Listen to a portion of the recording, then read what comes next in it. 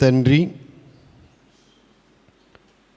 ఆదికాండము 24వ అధ్యాయమును ఈరోజు మేము నేర్చుకునడానికి నీ సన్నిధికి మమ్మలను తోడుకొచ్చినందుకు స్తోత్రములు. ఇస్సాకు రిబ్కాల వివాహమును గురించిన చరిత్ర ఈ అధ్యాయములో మాకు వ్రాసి ఉంచి ఉన్నావు. ఇస్సాకు ప్రాణప్రియుడిగా ఉన్న మీకును, రిబ్కా ఎత్తబడు వధువు సంఘమునకును సాదృశ్యముగా ఉంచినందుకు స్తోత్రములు. రేపు మధ్యాకాశములో జరగబోయే ఆ వివాహమునకు ఇస్సాకు వలె నీవు వధించబడి తిరిగి లేచి మధ్యాకాశమునకు పెండ్లి కుమారుడుగా వచ్చినప్పుడు మేమందరము రిబ్కాల వలె పరిచర్య చేసిన వారమై నీ చేత ఆకర్షించబడి నిత్యము నీతో పరలోక రాజ్యములో ఉండుటకు ఈ మాదిరి కలిగిన వివాహాన్ని మా ముందు ఉంచినందుకు స్తోత్రములు. రేపు జరగబోయే మధ్యాకాశములో జరగబోయే ఆ లోక కళ్యాణానికి నేను పెండ్లి కుమార్తెగా సిద్ధపడాలన్న ఆశ ఈరోజు నేను కలిగి ఉన్నాను. తండ్రి, అటు అంతస్తుకు నన్నును వాక్య వినుచు ఉన్న ప్రతి బిడ్డను ఆయత్తపరచుము. నీకు స్తోత్రములు.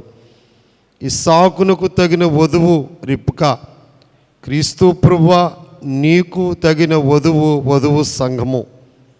కన్న తల్లికి ఒకతే బిడ్డ, ముద్దు బిడ్డ గనుక ప్రభువా ఆ ముద్దు బిడ్డ వలె మమ్మలను సిద్ధము చేయము. ఈరోజు నేర్పించుము, నీ మాటలు మమ్మలను సిద్ధపరచుము. యేసు క్రీస్తు ప్రభువు నామమున వినయముగా ప్రార్థన చేయుచు ఉన్నాను తండ్రి, ఆమేన్. ప్రభు కృప మనందరికీ తోడయుండును గాక, ఆమేన్. నిన్న ఆదికాండము 23వ అధ్యాయాన్ని మనము ధ్యానము చేసుకున్నాము. 23వ అధ్యాయములో మనకి శారా మరణము కనపడుతుంది. 24వ అధ్యాయంలో ఇస్సాకు వివాహం కనపడుతుంది. 23వ అధ్యాయానికి 24వ అధ్యాయానికి సుమారు 3 సంవత్సరాల కాల వ్యవధి ఉన్నది. ఈ 3 సంవత్సరాల కాల వ్యవధి తర్వాత అబ్రహాము తన ఏకైక కుమారుడైన ఇస్సాకునకు వివాహము చేయాలి అన్న తలంపుతో తన బాధ్యతను నెరవేర్చే విషయంలో అక్కడున్న దేశంలో ఉన్న ప్రజలు కనానీయులు.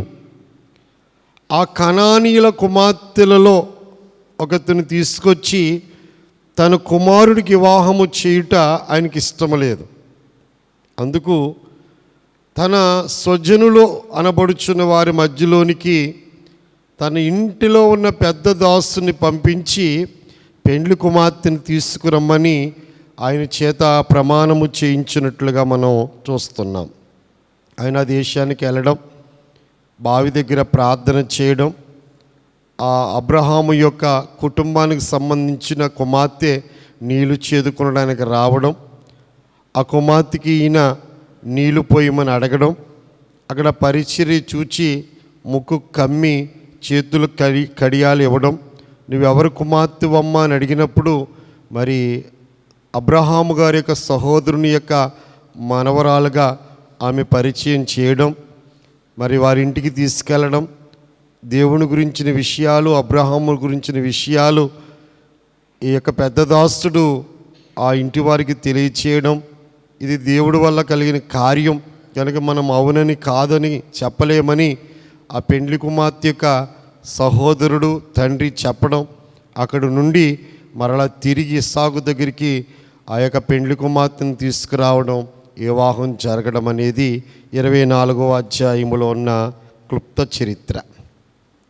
అయితే దీన్ని మనం అర్థం చేసుకునడానికి 8 భాగాలుగా చేసుకుందాము. మొదటి భాగము ప్రమాణం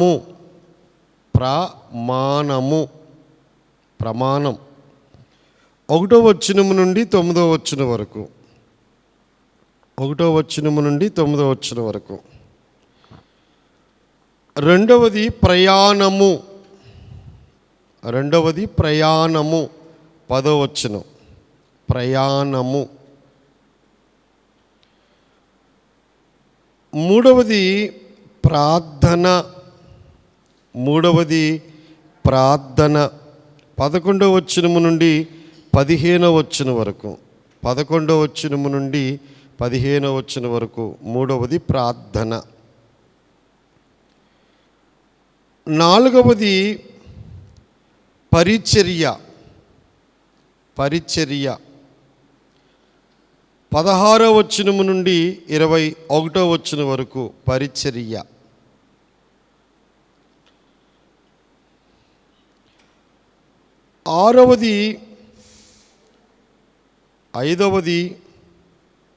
ఐదవది ప్రవేశము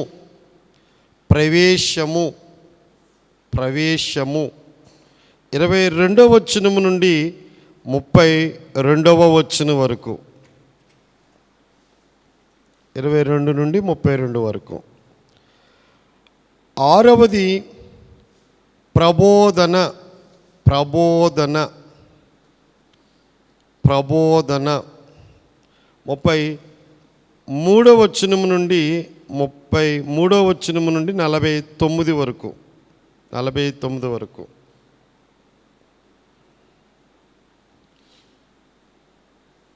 ఏడవది ప్రధానము 50వ వచనం నుండి 61వ వచనం వరకు.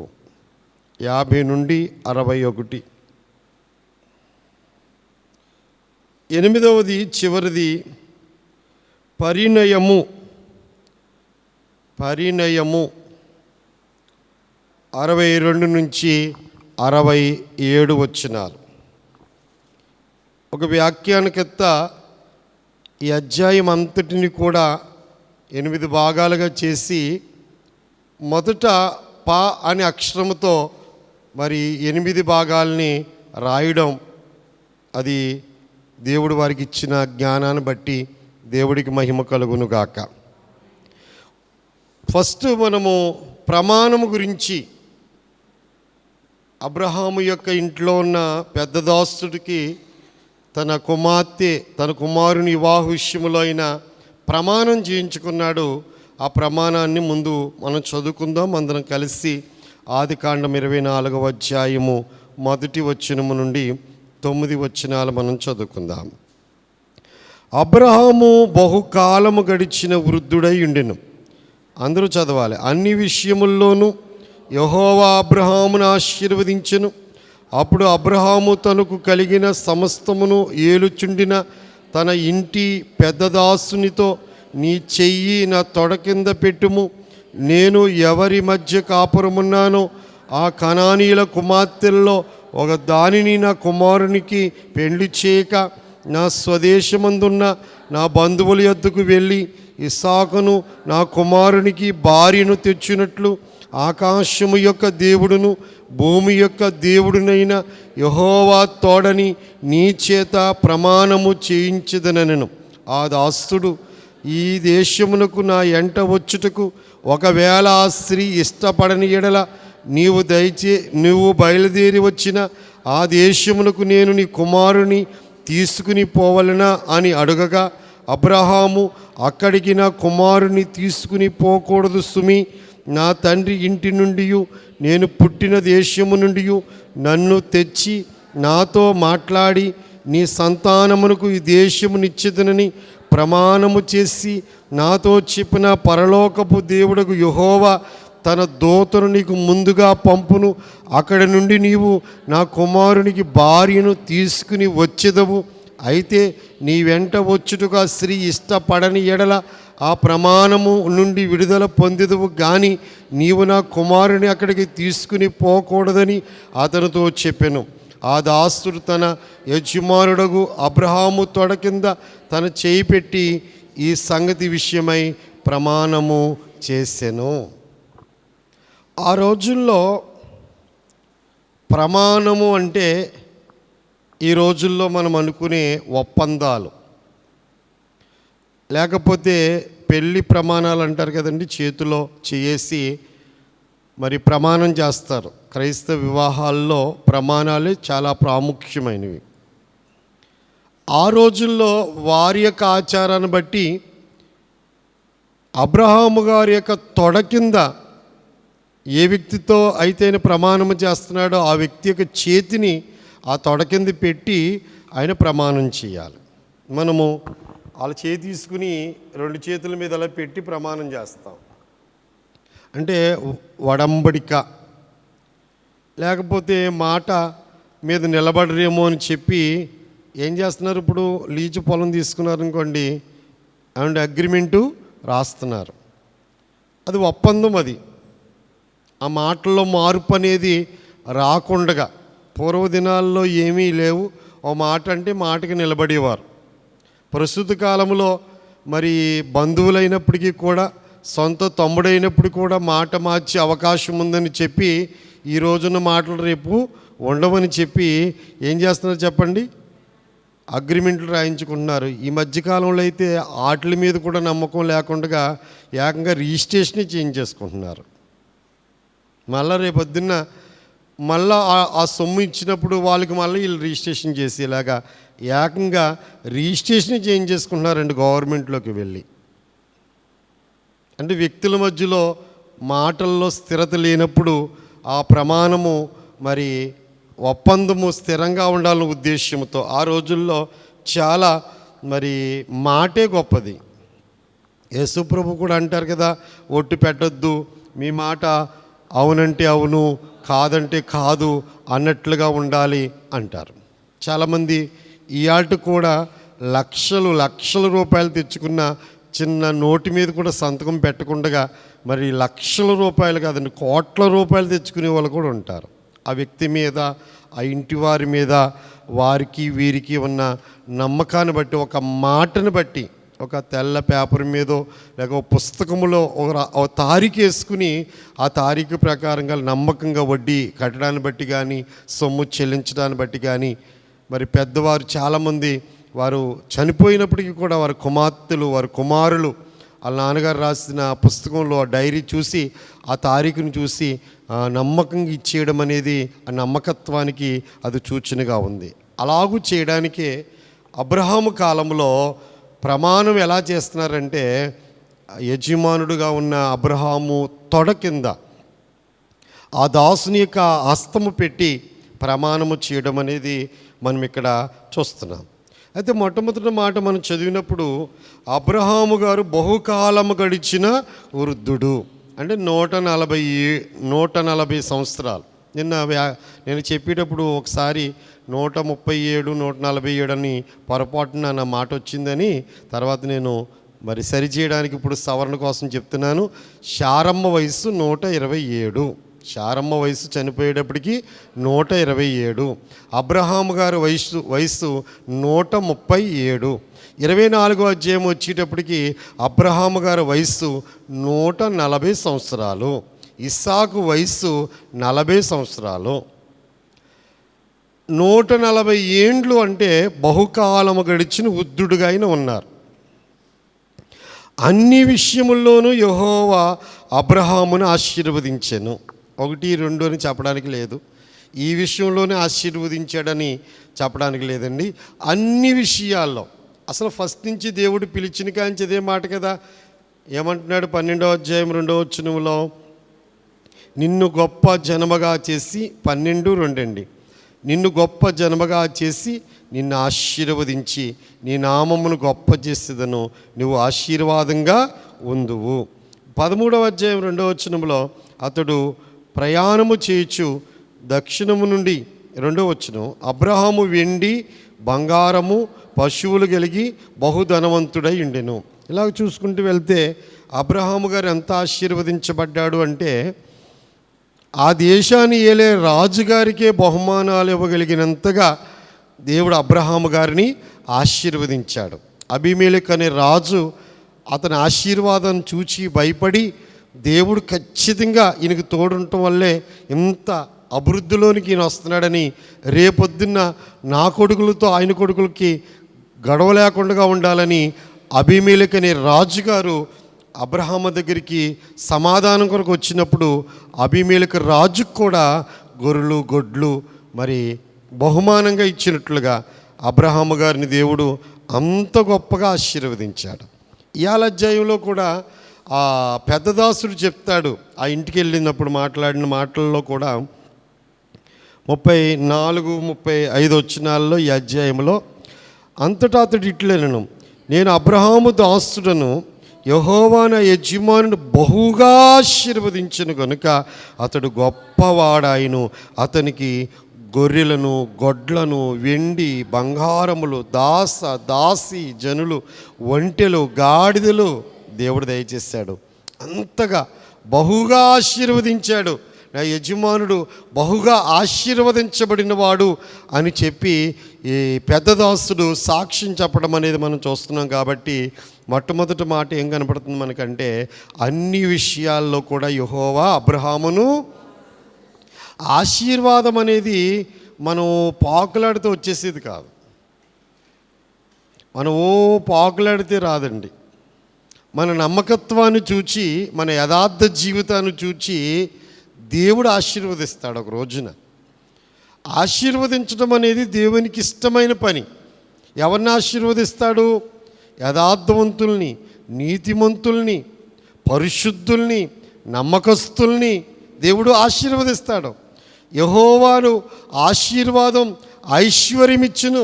ఆశీర్వాదాల్లో ఒక ఆశీర్వాదం ఏంటంటే ఐశ్వర్యం, సమృద్ధి. అది దేవుడిచ్చే ఆశీర్వాదం. అంచేత మనం దేవుడిలో నమ్మకంగా ఉంటే, నమ్మకంగా మనం భక్తి చేస్తూ ఉంటే, మనం యథార్థంగా బ్రతుకుతూ ఉంటే, పరిశుద్ధ జీవితం కలిగి ఉంటే, నీతిమంతులుగా మనం బ్రతికితే ఒక రోజున దేవుడు దీవించడం ప్రారంభిస్తాడు. దీవించడం ప్రారంభించిన దేవుడు బహుగా దీవిస్తాడు. అంటే ఆ దీవెనికి లోకస్తులు చూచి ఈర్ష్యపడేటంతగా దీవిస్తాడు. వాళ్ళు భయపడేటట్లుగా దీవిస్తాడు. అలాగూ ఇస్సాకు జీవితంలో కూడా మనం తర్వాత అధ్యాయాల్లో మనం చూడగలుగుతాం. అప్పుడు అబ్రహాము, 2వ వచనమండి, అప్పుడు అబ్రహాము తనకు కలిగిన సమస్తమును ఏలుచుండిన తన ఇంటి పెద్ద దాసునితో, నీ చెయ్యి నా తొడ కింద పెట్టుము.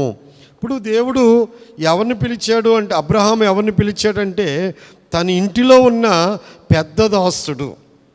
అతడు ఆ పెద్ద దాసుడు ఏం చేస్తున్నాడండి? ఏలుచున్నాడు. ఏం చేస్తున్నాడు? ఏలుచున్నాడు. అంటే ఇంటికి మొత్తం ఆ సమస్తానికి ఆ గొర్రెలు కాపర్లు ఉంటారు, గుడ్లు కాపర్లు ఉంటారు, బంగారం వెండి పశువులు పక్షులు అన్నిటినీ కాచే మరి చాలామంది పనివారు. ఎంట పుట్టినోళ్ళే 318 మంది. ఎంట పుట్టినోళ్ళే 318 మంది పడుచువారు పురుషులు. మరి లెక్కకి పెడితే స్త్రీలు ఎంతమంది ఉంటారు, వాళ్ళకి తల్లిదండ్రులు ఎంతమంది ఉంటారు, మొత్తం వారి యొక్క పనంతటిని చూచి ఒక దాసుడు ఉన్నాడంట, పెద్ద దాసుడు. అతన్ని పిలిచాడు, అతన్ని ప్రమాణం చేయించడానికి. బైబిల్ గ్రంథంలో ఏలుచుండేవాడు యోసేపుని మనం చూస్తాం. దేవుడు యోసేపుని ఏలుచుండేవాడిగా చేశాడు. అలా అన్నయ్యలో ఆయన నమ్మేస్తే పోతీఫర్ గారు అనే రాజుగారి యొక్క దేహ సంరక్షకుడు, ఫరో చక్రవర్తి గారికి దేహాన్ని కాచే సంరక్షకుడు, సైన్యాధిపతి, ఆయన ఇంట్లో మరి ఆయన పనివాడుగా కుదిరాడు. ఎంతోమంది పనివారు ఆయన దగ్గర ఉంటారు, కానీ దేవుడు ఆ పనివారందరికీ ఏలుగ్గా చేస్తాడు. ఎవరిని? యోసేపుని. ఆ ఇంట్లో ఉన్న పనివారందరూ ఎవరి మాట వినాలంటే యోసేపు మాట వినేటట్టుగా చేస్తాడు. కానీ దుష్టుడైన సైతానుడు ఆ యజమానురాల్లో ప్రవేశించి ఒక నింద వేసి అతన్ని చెరసాల్లో పంపించినప్పుడు చెరసాల్లో కూడా ఆయన ఏలికని చేశాడు దేవుడు. జైల్లో ఉన్న ఖైదీలందరి మీద ఆయన ఏలికగా దేవుడు చేశాడు. మళ్ళీ అక్కడి నుంచి ఫరో రాజు గారి యొక్క కలభావాన్ని చెప్పినప్పుడు ఐగుప్తు దేశాన్ని ఏలేవాడిగా చేశాడు. అంటే యోసేపుకు దేవుడు తోడై ఉండడాన్ని బట్టి ఆయన ఎక్కడున్నా, పోతీఫర్ గారి ఇంట్లో ఉన్నా, జైల్లో ఉన్నా, చివరికి రాజరకంలోకి వచ్చిన ఆయన ఏలేవాడిగానే ఉన్నాడు. ఏలికగా దేవుడు చేశాడు. దానియేలు కూడా చాలా జ్ఞానవంతుడు, బుద్ధిమంతుడు, నమ్మకస్తుడు. ఆయన కూడా దానియేలు గ్రంథంలో మనం చూసినప్పుడు మరి ఆయన కూడా ఏలికగా దేవుడు చేశాడు. ఎంతమంది ఉంటే అంతమంది, 10 మంది పనివారు ఉన్నారనుకోండి, ఆ 10 మందికి నాయకుడిగా చేయడం అనేది అందరికీ రాదు. అది దేవుడిచ్చే ఏలిక. ఆ స్థితిని దేవుడు ఆ ఇంటి పెద్ద దాసుడికి ఇచ్చినట్లుగా మనము చూస్తున్నాం. ఆయన పేరు ఎలియాజరు అని 15వ అధ్యాయంలో మనము చూస్తున్నాము. మరి ఆయనే ఉండొచ్చు, లేకపోతే ఆ కాలంలో ఆయన కాకుండా మరొక పెద్ద దాసుడిని కూడా చరిత్రకారులు రాస్తున్నారు. ఏమైనప్పటికీ కూడా ఆ ఏలేవాడు ఆ ఇంట్లో చాలా యథార్థవంతుడు, నమ్మకస్తుడు అన్న సంగతిని మనం జ్ఞాపకం ఉంచుకోవాలి. అతడు ఏం చేశాడండి అంటే తొడ కింద చేయి పెట్టి ప్రమాణం చేస్తున్నాడు. ఏం చెప్తున్నాడు చూద్దాం. 3వ వచనములో, నేను ఎవరి మధ్య కాపురమున్నానో ఆ కనానీయుల కుమార్తెలలో ఒక దానిని నా కుమారునికి పెళ్లి చేయక. ఎందుకు చేయకూడదంటారు పెళ్ళి? అక్కడ ఆ ఊళ్ళో పెళ్లి కూతురు లేరా? యవనస్తులు లేరా? చాలా అందంగా ఉంటారు కదా, ఎందుకు చేయొద్దు అంటున్నారు? ప్రధానమైన కారణం చెప్తున్నాను వినండి. ఏంటి కారణం అంటే, అబ్రహాము భూమికిని ఆకాశమునకును సృష్టికర్త అయిన యెహోవా దేవుణ్ణి ఆరాధిస్తున్నాడు. కానీ అక్కడ ఉన్నవారందరూ సృష్టిని పూజిస్తున్నారు. ఇప్పుడు నా కొడుక్కి ఈ కనానీయుల కుమార్తెలో ఒక దాన్ని పెళ్లి చేస్తే ఫస్ట్ నా కుమారుడు మరలా ఆమె మాట విని సృష్టికర్తని యెహోవా దేవుణ్ణి ఆరాధించడం మానివేసి ఎవరిని ఆరాధించాలి? వాళ్ళు ఆరాధించే వారిని ఆరాధించాలి. ఇవాళ వివాహము చేయవలసిన సందర్భము మీ కుమారులకు కానీ మీ కుమార్తెలకు కానీ వచ్చినప్పుడు చాలామంది వివాహంలో ప్రసంగాలు చెప్పేటప్పుడు చెప్తూ ఉంటారు, ABCDEF అని ఇవి చూసుకుంటూ ఉంటారు అంటారు. ABCDEF అంట. ఏంటంటే ఆ పాస్టర్ గారు చెప్పేది ఏంటంటే ముందు ఏజ్ చూసుకుంటారంట. ఏ అంటే, B అంటే బ్యూటీ, అందాన్ని చూసుకుంటారంట. C అంటే క్యాస్ట్ చూసుకుంటారంట. D అంటే గౌరీ, డబ్బు చూసుకుంటారంట. అండ్ E అంటే ఎడ్యుకేషన్, చదువు చూసుకుంటారంట. F అంటే అన్నీ చూసుకుని పెళ్లి చేస్తారంట. ఇది చూడరు. ఇందుకే ఇద్దరు కూడా దేవదాసయ్య గారు 10 ఆజ్ఞల వివరణ రాసినప్పుడు ఏం రాశారంటే ఏక మతస్థులై ఉండవలను అని రాశారు. ఏక కులస్థులై ఉండాలని రాయలేదు, కానీ ఏమి రాశారు చెప్పండి? ఏక మతస్థులై ఉండాలి. ఇద్దరు ఒకే దేవుణ్ణి ఆరాధించే వాళ్ళు అయితే ఒకే భావం కలిగి ఉంటారు వాళ్ళు. సొలొమోను కంటే గొప్పవాళ్ళు అంటారు మన వాళ్ళు. వాళ్ళే మారిపోతారు మన ఇంటికి వస్తే. చాలామంది అంటారు వాళ్ళు మన దగ్గరికి వచ్చేస్తే మారిపోతారండి. ఏమో మిమ్మల్ని మార్చేస్తారేమో. ఏం చెప్తాం, ఏం చెప్పగలమండి? సొలొమోను తన భార్యలు ఇతర దేవతల తట్టు తిప్పివేసేను ఉంది కదండి వాక్యంలో. అంచేత ఎప్పుడు కూడా మన సొంత జ్ఞానాన్ని బట్టి మనల్ని బట్టి వాళ్ళే మారిపోతారు అన్నది ఖచ్చితంగా చెప్పడానికి అవకాశం లేదు. కనుక ఎందుకు చూస్తున్నాడు అంటే కనానీయులు అంటే కనాను దేశంలో నివసించిన 7 జాతుల్లో ఒక జాతి కనానీయులు. కనాను దేశంలో నివసించిన వారు ఎంతమంది? యెహోషువ గ్రంథంలో మనం చూస్తాం 7 జాతుల వారు ఉన్నారు. ఆ 7 జాతుల్లో ఒక్క జాతి వారు కనానీయులు. యజ్రా గ్రంథంలో కూడా వాళ్ళు యజ్రా బోధించిన బోధకి మీరు అన్య స్త్రీలు వివాహం చేసుకుంటాం వలన విశ్రాంతి దినాచారాలు మానేశారు మీరు, అన్ని స్త్రీలను వివాహం చేసుకుంటం వలన మరి దేవాలయానికి వెళ్ళడానికి మానేశారు మీరు, అర్జెంటుగా మీ భార్యను వదిలిపెట్టండి అంటే వారి పిల్లలను కూడా విడిచిపెట్టడం అనేది యెజ్రా గ్రంథంలో మనం చూస్తాం. అందుకే పరిశుద్ధాత్ముడు కొత్త నిబంధన గ్రంథంలో ఏం చెప్పారంటే, అవిశ్వాసులతో విజ్జోడుగా ఉండకుడి, వెలికి చీకటికి ఏమి పొందిక, దేవుడికి నీ బెలియాలకి ఏమి సంబంధం. అందుచేత అబ్రహాము గారు 140 ఏండ్ల వయసులో ఎంత మంచి ఆలోచన కలిగి ఉన్నాడో తన కుమారుడు వివాహం చేసే విషయంలో.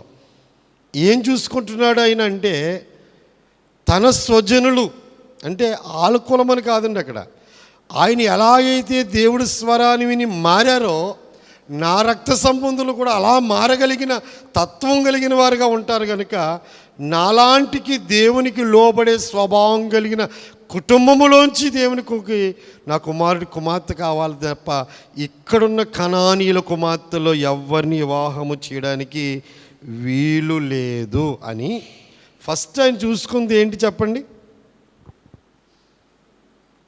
దేవుని పద్ధతి చూసుకున్నాడు, ఆత్మీయులను చూసుకుంటున్నాడు. ఆయన ఏం చూసుకున్నాడు చెప్పండి? తన ఆత్మీయుడు కనుక నాకు వచ్చే కోడలు కూడా ఎలాంటిది కావాలి? ఆత్మీయురాలు కావాలి. దేవుణ్ణి నమ్ముకుంటే చాలు. ఇప్పుడు కూడా భయంకరమైన విషయం ఏంటంటే చెప్పాలి, ఈ వాక్యం అలా ఉండిపోతుంది కాబట్టి చెప్పాలి. ఏంటి అంటే, దేవుణ్ణి నమ్ముకున్న వారే అని అందరినీ దేవుణ్ణి నమ్ముకున్నారు అన్నట్లుగా అంచనా వేసుకోకూడదు. వాళ్ళు ఏ సంఘానికి వెళ్తున్నారు, ఏ సహవాసానికి వెళ్తున్నారు అది తెలుసుకోకపోతే అది ఇంకా ప్రమాదం. అన్యుల్లోని తీసుకురావడం కంటే ప్రమాదకరమైన పరిస్థితి ఏంటంటే, క్రైస్తవ మతములోనే క్రైస్తవ సంఘాల్లోనే కొందరు ఆత్మీయంగా బ్రతకని వాళ్ళు ఉన్నారు. దేవుణ్ణి నమ్ముకున్నారన్న ఒక్క పేరు మాత్రం ఉంటుంది కానీ వాళ్ళు లోకస్తుల కంటే అన్యాయంగా ఉంటారు. అన్నిటికీ పేరు ఒకటి అడ్డు పెట్టుకుంటారు, దేవుణ్ణి నమ్ముకున్నాం అన్న పేరు ఒకటి అడ్డు పెట్టుకుంటారు. కానీ వాళ్ళ మాట తీరు కానీ, వాళ్ళ నడవడికి కానీ, వారి యొక్క తలంపులు కానీ దేవుడి మీద ఉండవు. శరీరానుసారంగానే వారు ఆలోచిస్తూ ఉంటారు. అది మనం గమనించాలి. దేవుణ్ణి నమ్ముకున్నామంటే బొట్లో పడిపోకూడదు. వాళ్ళు దేవుణ్ణి నమ్ముకున్నారండి అన్నారు చాలని అనుకోకూడదు. ఏ సంఘానికి వెళ్తారమ్మా, ఆ పాస్టర్ గారు ఏంటి, అక్కడ ఉన్న పరిస్థితులు ఏంటి కూడా మనం తెలుసుకోకపోతే చెప్పండి, గొంతులేసి సంఘాలు కనపడుతున్నాయి. ఇప్పుడు చెప్పండి, మనసులో ఏమీ తీయకుండా పైకి ఒలిసేసి సంఘాలు కనపడుతున్నాయి.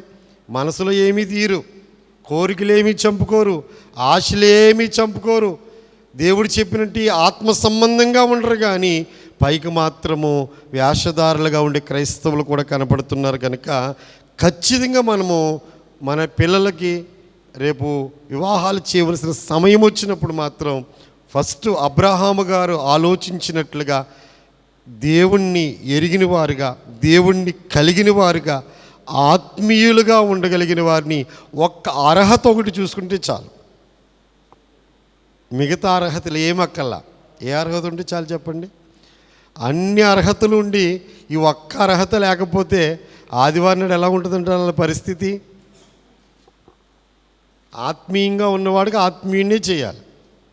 ఇస్సాకు ఎంత విధేయుడు అంటారు, తండ్రికి ఎంత విధేయుడండి. పాలు విడిచిన రోజున 2 ఏళ్ళకో 3 ఏళ్ళకో పాలు విడిచినప్పుడు విందు చేసినప్పుడు ఆ ఇష్మాయేలు పరిహాసం చేస్తే తిరిగి అయినా పరిహాసం చేయలేదు. కాళ్ళు బంధించి దాని మీద పొడుగోబెడితే ఎదురు తిరగలేదు. అలాంటి విధేయుడైన కుమారుడికి ఎలాంటి కుమార్తె కావాలి? విధేయురాలైన కుమార్తె కావాలి, లోబడే కుమార్తె కావాలి. అందుకే అబ్రహాము ఆ కనాను ప్రాంతంలో ఉంటున్నాడు కాబట్టి ఆ కుమార్తెలు ఎలాంటి వాళ్ళో, వాళ్ళ తత్వాలు ఎలాంటివో, వాళ్ళ స్వభావాలు ఎలాంటివో ఆయనకు బాగా తెలుసు. కనుక వీళ్ళు మాత్రం పొరపాటును కూడా నా కొడుక్కి నువ్వు వివాహం చేయడానికి వీలు లేదు అని తెగించి చెప్పాడు. తెగించి చెప్పి ఏమంటున్నాడైనా, కనానీయుల కుమార్తెల్లో ఒక్క దానిని నా కుమారుడు పెళ్లి చేయదు. అసలు ప్రమాణం ఇది కూడా. తొడ కింద చేయి పెట్టిన తర్వాత మాటలు, నా స్వదేశమందున్న నా బంధువుల యొద్దకు వెళ్ళి ఇస్సాకును నా కుమారుడికి భార్యను తెచ్చినట్లు ఆకాశము యొక్క దేవుడును భూమి యొక్క దేవుడునైన యెహోవా తోడని నీ చేత ప్రమాణము చేయించెదను. ఆ దాసుడు ఒక మాట అంటున్నాడండి. ఏమంటున్నాడు ఆ దాసుడు అంటే, ఈ దేశమునకు నా ఎంట వచ్చుటకు ఒకవేళ స్త్రీ ఇష్టపడని ఎడల నువ్వు బయలుదేరి వచ్చిన ఆ దేశమునకు నేను నీ కుమారుని తీసుకుని పోవలెనా అని అడుగుగా. నువ్వేమంటున్నావు? అక్కడి నుంచి ఒక కుమార్తెని ఇక్కడ తీసుకురామంటున్నావు. ఒకవేళ వాళ్ళు పిల్లనిస్తాకు ఇష్టపడినా మరి మీ అబ్బాయిని తీసుకురండి అక్కడికి అంటే ఇళ్ళరకం తీసుకొచ్చేయండి. చాలామంది స్వార్థంగా ఉంటారు చూడండి. చాలామంది కూతురైనా వాళ్ళ ఇంటికాడే ఉండాలి, కొడుకైనా వాళ్ళ ఇంటికాడే ఉండాలి. కూతురైనా వాళ్ళ ఇంటికాడే ఉండాలంట, కొడుకైనా వాళ్ళ ఇంటికాడే ఉండాలంట. అదెంత స్వార్థం అంటారు? అలాంటి వాళ్ళు ఏమన్నా ఉండి నీ కొడుకుని అక్కడ తీసుకెళ్ళమంటావా అని అబ్రహాము గారిని అడుగుతున్నాడు. అబ్రహాము గారు ఏం చెప్పారు చూడండి. అబ్రహాము, అక్కడికి నా కుమారుని తీసుకుని పోకూడదు సుమీ, ఎట్టి పరిస్థితుల్లో నా కొడుకుని అక్కడ తీసుకెళ్ళడానికి వీల్లేదు. నా తండ్రి ఇంటి నుండి నేను పుట్టిన దేశము నుండి నన్ను తెచ్చి నాతో మాట్లాడి ఈ సంతానమునకు ఈ దేశం ఇచ్చిదనని ప్రమాణము చేసి నాతో చెప్పిన పరలోక దేవుడగు యెహోవా తన దూతను నీకు ముందుగా పంపును. నువ్వేమీ అనుమానపడక్కర్లేదు. నన్ను పిలిచినోడు ఉన్నాడు కదా, నన్ను పిలిచాడు కదా. ఒక రోజు నా సొంత ఊరిలో ఉన్నప్పుడు ఊరు అనే ఊళ్ళో నేను ఉన్నప్పుడు నన్ను పిలిచిన దేవుడు ఉన్నాడు కదా, పరలోకపు దేవుడు. ఏమన్నాడు చెప్పండి అక్కడ? పరలోకపు దేవుడు అయిన యెహోవా నువ్వు వెళ్ళకముందే ఒక దూతను పంపిస్తాడు. నువ్వు అక్కడికి వెళ్ళేప్పుడు అన్నీ రెడీగా ఉంటాయి, నువ్వేం కంగారు పడవలసిన అవసరం. అంత విశ్వాసం ఏంటంటారండి అబ్రహాము గారికి? అంత నమ్మకం ఏంటంటారు? అసలు ఎంత నమ్మకంగా చెప్తున్నాడు ఆయన. నీకు ముందుగా పంపును, అక్కడి నుండి నువ్వు నా కుమారుడికి భార్యను తీసుకుని వచ్చేదవు. చూశాడా, మాట్లాడాడా, ఈ చరిత్ర అంతా జరిగిందా అంటే ఆయన అంత ఖచ్చితంగా చెప్తున్నాడంటే ఖచ్చితంగా నీవు తీసుకొస్తావు. అక్కడి నుంచి నా కుమారుడి కోసం ఏం తీసుకొస్తావు? కుమార్తెను తీసుకువస్తావు. అయితే నువ్వు ఒక డౌట్ చెప్పావు కదా, ఇప్పుడు ఒక డౌటు జరుగుద్దో జరగదని ఒక అనుమానం పెట్టుకున్నావు కదా. అయితే నీ వెంట వచ్చుట ఒక స్త్రీ ఇష్టపడని ఎడల ఈ ప్రమాణము నుండి విడుదల పొందిదవు. నువ్వు నా తోట కింద పెట్టి చేసి ప్రమాణం చేసావు కాబట్టి నువ్వు వెళ్ళావు, నువ్వు అడిగావు, ఆమె రానుంది కాబట్టి నీదేమి నేరం కాదు. ఈ ప్రమాణము నుండి నువ్వు విడుదల పొందిదవు. కానీ నీవు నా కుమారుని అక్కడికి తీసుకుని పోకూడదని అతనితో చెప్పాను. ఆ దాసుడు తన యజమానుడగు అబ్రహాము తొడ కింద తన చేయి పెట్టి ఏ సంగతుల విషయమై ప్రమాణము చేశాను. ఎంత బాగుందంటారు ప్రమాణం. ఇప్పుడు ఆ ప్రమాణాలు లేవు మనకు కాబట్టి అక్కడ అలాగే చేశాడు కదండి, ఇప్పుడు కూడా అలాగే చేద్దామండి అని చేయవలసిన అవసరం ఏమీ లేవు. మనం ఏ దేశంలో ఉన్నామో, ఏ పద్ధతిని పాటిస్తున్నామో దానికి ఫాలో అవ్వాలి తప్ప చెప్పండి అక్షరార్థంగా ఆ తొడ కింద చేయి పెట్టి ప్రమాణం చేయడాలనేవి ఏమీ లేవు. మన భారతదేశ చట్టాన్ని గౌరవిస్తున్నాం కాబట్టి అందుకే క్రైస్తవ వివాహంలో కూడా భారతదేశ సాంప్రదాయ ప్రకారంగా మంగళసూత్ర ధారణ అనేది క్రైస్తవ వివాహాల్లో జరుగుతుంది. భారతదేశ చట్ట ప్రకారంగా లేక ఆచార ప్రకారంగా గౌరవిస్తూ, దేన్ని గౌరవిస్తూ? మనం ఉన్న దేశాన్ని గౌరవిస్తూ మంగళసూత్ర ధారణ అనేది మన వివాహంలో జరిగిస్తూ ఉంటాం. ఇది ప్రమాణము. రెండోది ప్రయాణం అనేది ఒక వచనమే మనం రాసుకున్నాం. రెండోది ఏంటి చెప్పండి? ప్రయాణము. చదువుకుందాం అందరూ చూడండి. 10వ వచనం. అతడు తన యజమాని ఒంటెలలో 10 ఒంటెలను తన యజమాని ఆస్తిలో శ్రేష్టమైన నానా విధములగు వస్తువులను తీసుకుని పోయెను. అతడు లేచి ఆరాములోనున్న నాహోరు పట్టణము చేరి సాయంకాలమందు స్త్రీలు నీళ్లు చేదుకొనవచ్చు వేళకు. చాలండి. అంటే మనం ప్రయాణము, రెండోది ఏంటి? ప్రయాణం. ఎక్కడి నుంచి ఎక్కడికి ప్రయాణము? అబ్రహాము గారు నివసిస్తున్న ఊరు నుంచి ఆయన పుట్టిన ఊరు, అబ్రహాము గారు పుట్టిన ఊరు అని ఊరు, తర్వాత అట్ల పేర్లు, దేశాల పేర్లు మారడం అనేది మనం చూస్తున్నాం. అంటే పెళ్లి చూపులు అయిపోవాలి ఫస్ట్. మనకి ప్రధానం అన్నదానికి ఈ పట్టుకెళ్ళారు కదా, నచ్చాక అన్నీ పట్టుకెళ్తాం. కానీ ముందే ఎంత విశ్వాసం అంటే, అబ్రహాము గారికి ఎంత విశ్వాసం ఉందో అబ్రహాము దాసులకు కూడా అంత విశ్వాసం ఉంది. ఎన్నొంటెలు మొత్తం? ఒంటెలలో 10 ఒంటెలు, తన యజమాని ఆస్తిలో శ్రేష్టమైన నానా విధములకు వస్తువులు. ఒంటెల్లో 10 ఒంట్లు. ఒంట్లు ఎందుకు? ప్రయాణ సాధనాలు. ఒంట్లు ఎందుకు? బరువులు మోసేవి. ఎంత బరువైనా. అంటే ఆ అబ్రహాము గారి ఇంట్లో శ్రేష్టమైనవి ఏరారంట మొత్తం.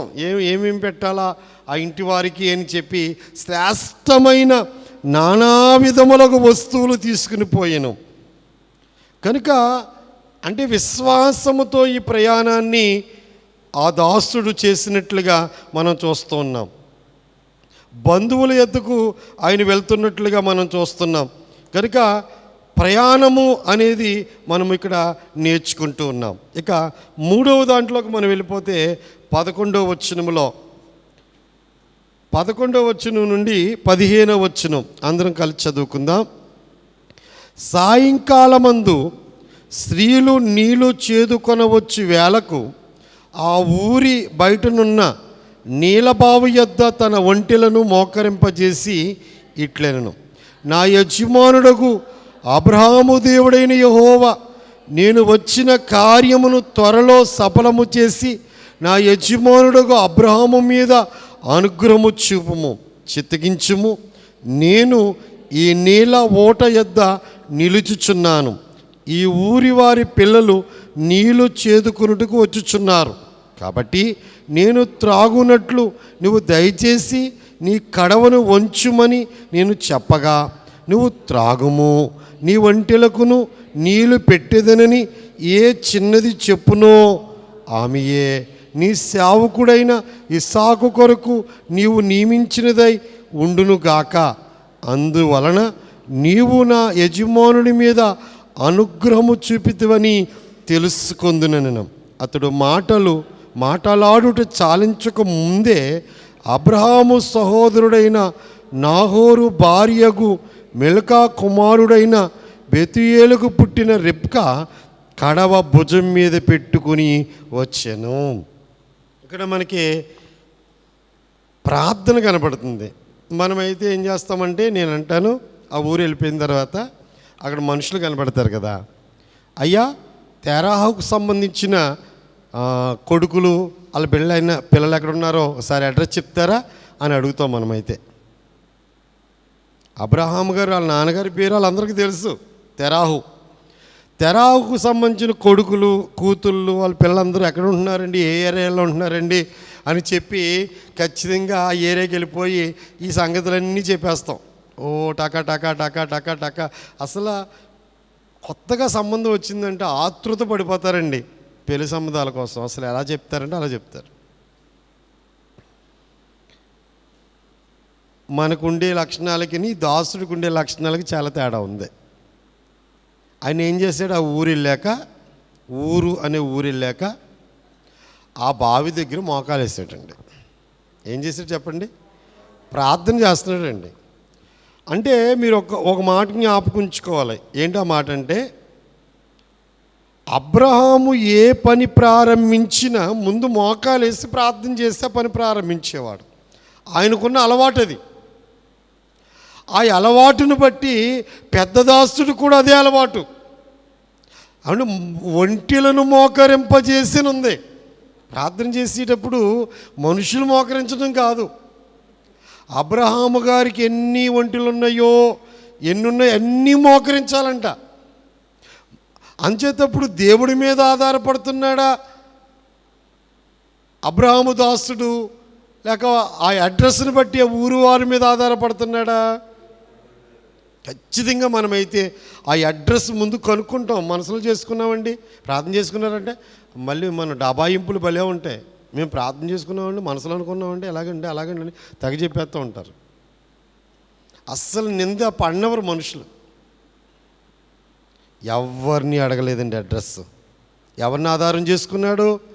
తన యజమానుడికి దేవుడు నమ్మకస్తుడు, ఆయన ఆధారం చేసుకుని ఆయన మోకరించి ఏం చేస్తున్నాడంటే దేవుడి మీద ఆధారపడి ప్రార్థన చేస్తున్నాడు. ఎవరి మీద ఆధారపడి? 3 మాటలు ఆ ప్రార్థనలో దేవుడిని ఆధారం చేసుకున్నాడు. రాసుకోండి. మొదటి మాట ప్రార్థనలో ఏమిటంటే దేవుడిని ఆధారం చేసుకున్నాడు. దేవుడిని ఆధారం చేసుకున్నాడు. 2 దేవుని సహాయం కోరుతూ ప్రార్థన చేస్తున్నాడు దేవుడి సహాయం కోసం. 3 చూచుని అడుగుతున్నాడు. ఏంటో చూచునంటే నేను మంచినీళ్ళు తాగుతాను, కొంచెం నీళ్ళు పొయ్యమ్మని అడుగుతాను నేను. ఆ అమ్మన్నాలంట నువ్వు త్రాగు, నీ ఒంటిలకు కూడా పోస్తానని అనాలంట. ఇది మామూలు ప్రార్థన కాదండి. మనుషులకి కూడా వచ్చిన మనుషులకు పోతానంటే ఒక కడవలో నీళ్ళు అందరూ తాగుతారు, సరిపోతాయి. అది ఏ బావి? దిగుడు బావి. పూర్వ దినాల్లో బావులు ఉండేవి, తోడేవారు, చేదలతో తోడుకునేవారు కొన్ని ఏరియాల్లో. కానీ గుంటూరు జిల్లా ఆ ప్రాంతాలకు వెళ్తే కనుక దిగుడు బావులు ఉంటాయి. మెట్లు లోపలికంటే కట్టేస్తారు, లోపలికంటే నడుచుకుంటూ వెళ్ళిపోయి ముంచుకుని కడవని భుజం మీద పెట్టుకుని పైకి వస్తారు. మరి ఒక ఒంటి ఎన్ని నీళ్ళు తాగుతుంది?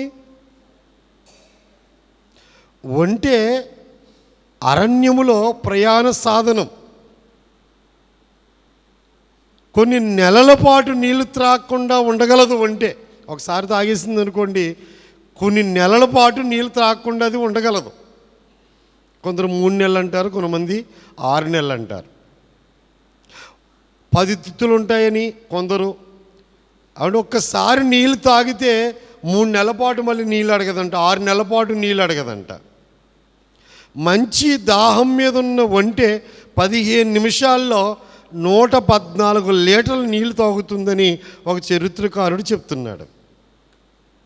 పావు గంటలో 114 లీటర్లు తాగుతుందంట. 114 ఇంటూ అక్కడ ఎన్ని ఒంట్లు ఉన్నాయి? 10 ఒంట్లు అండి. ఇక్కడే ఉన్నారు మీరు అందరూనే, మరి 10 అని చెప్పరేంటి? 10 ఒంట్లు. మంచి దాహం మీద ఉన్న ఒంటే 15 నిమిషాల్లో 114 లీటర్లు తాగితే 10 ఒంట్లు 1114 లీటర్ల నీళ్ళు తాగుతుంది. అంటే ఈవిడి నువ్వు తాగయ్యా, నీ ఒంట్లు కూడా పోస్తానని అనాలంట. అంటే కనుక ఆమె నీ సేవకుడిని ఇస్సాకుకి నువ్వు భారీగా నిర్ణయించావని నాకు అర్థమవుతుంది తండ్రి అని ప్రార్థన చేస్తున్నాడండి. ఇది మొండి ప్రార్థన అంటారా? కదా, చాలా మొండి ప్రార్థన. అందుచేత దేవుడి మీద సంపూర్ణముగా ఆయన ఆధారపడ్డాడు. ఫస్ట్ సంపూర్ణంగా మనుషుల మీద ఆధారపడలేదు, దేవుడి మీద ఆధారపడ్డాడు. 2 విశ్వాసముతో ప్రార్థన చేశాడు, చాలా నమ్మకంతో. నా యజమానుడుగా అబ్రహాము దేవుడిని యెహోవా, నేను వచ్చిన కార్యము త్వరగా సఫలం చేయి. నా యజమానుడుగా అబ్రహాం మీద అనుగ్రహం చూపించు, చిత్తగించు. నేను ఈ నీళ్ళు ఓట ఎద్దు నిలుచున్నాను. ఈ ఊరు పిల్లలు నీళ్ళు చేతుకుంటాకు వస్తున్నారు. నేను అడుగుతాను, ఆమె నీళ్ళు నువ్వు త్రాగు, నీ ఒంటలకు కూడా పోస్తాను అనాలి. ఆయన అలా ప్రార్థన చేస్తూ ఉన్నాడు. ఆ మాటలు ఇంకా అవలేదు, ఆమెను ఇంకా అనలేదు, ప్రార్థన ముగింపు అవలేదు.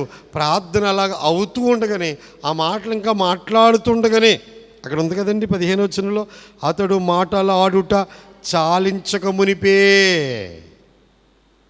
ప్రార్థన ముగింపక ముందే, ప్రార్థన నోట్లోనే ఉండగానే అందుకే మన తండ్రి గారు రాశారు, వేడుకొనక ముందే ప్రార్థన వినియుంటివి దేవా, వేడుకొనక ముందే ప్రార్థన వినియుంటివి దేవా, నేడును రేపును ఎల్లప్పుడు సమ, నేడును రేపును ఎల్లప్పుడు సమ, కూడును స్తుతిగా నమో నీకిలలో, సమకూడును స్తుతిగా నమో నీకిలలో, స్తుతి జేతుము నీకు దేవా,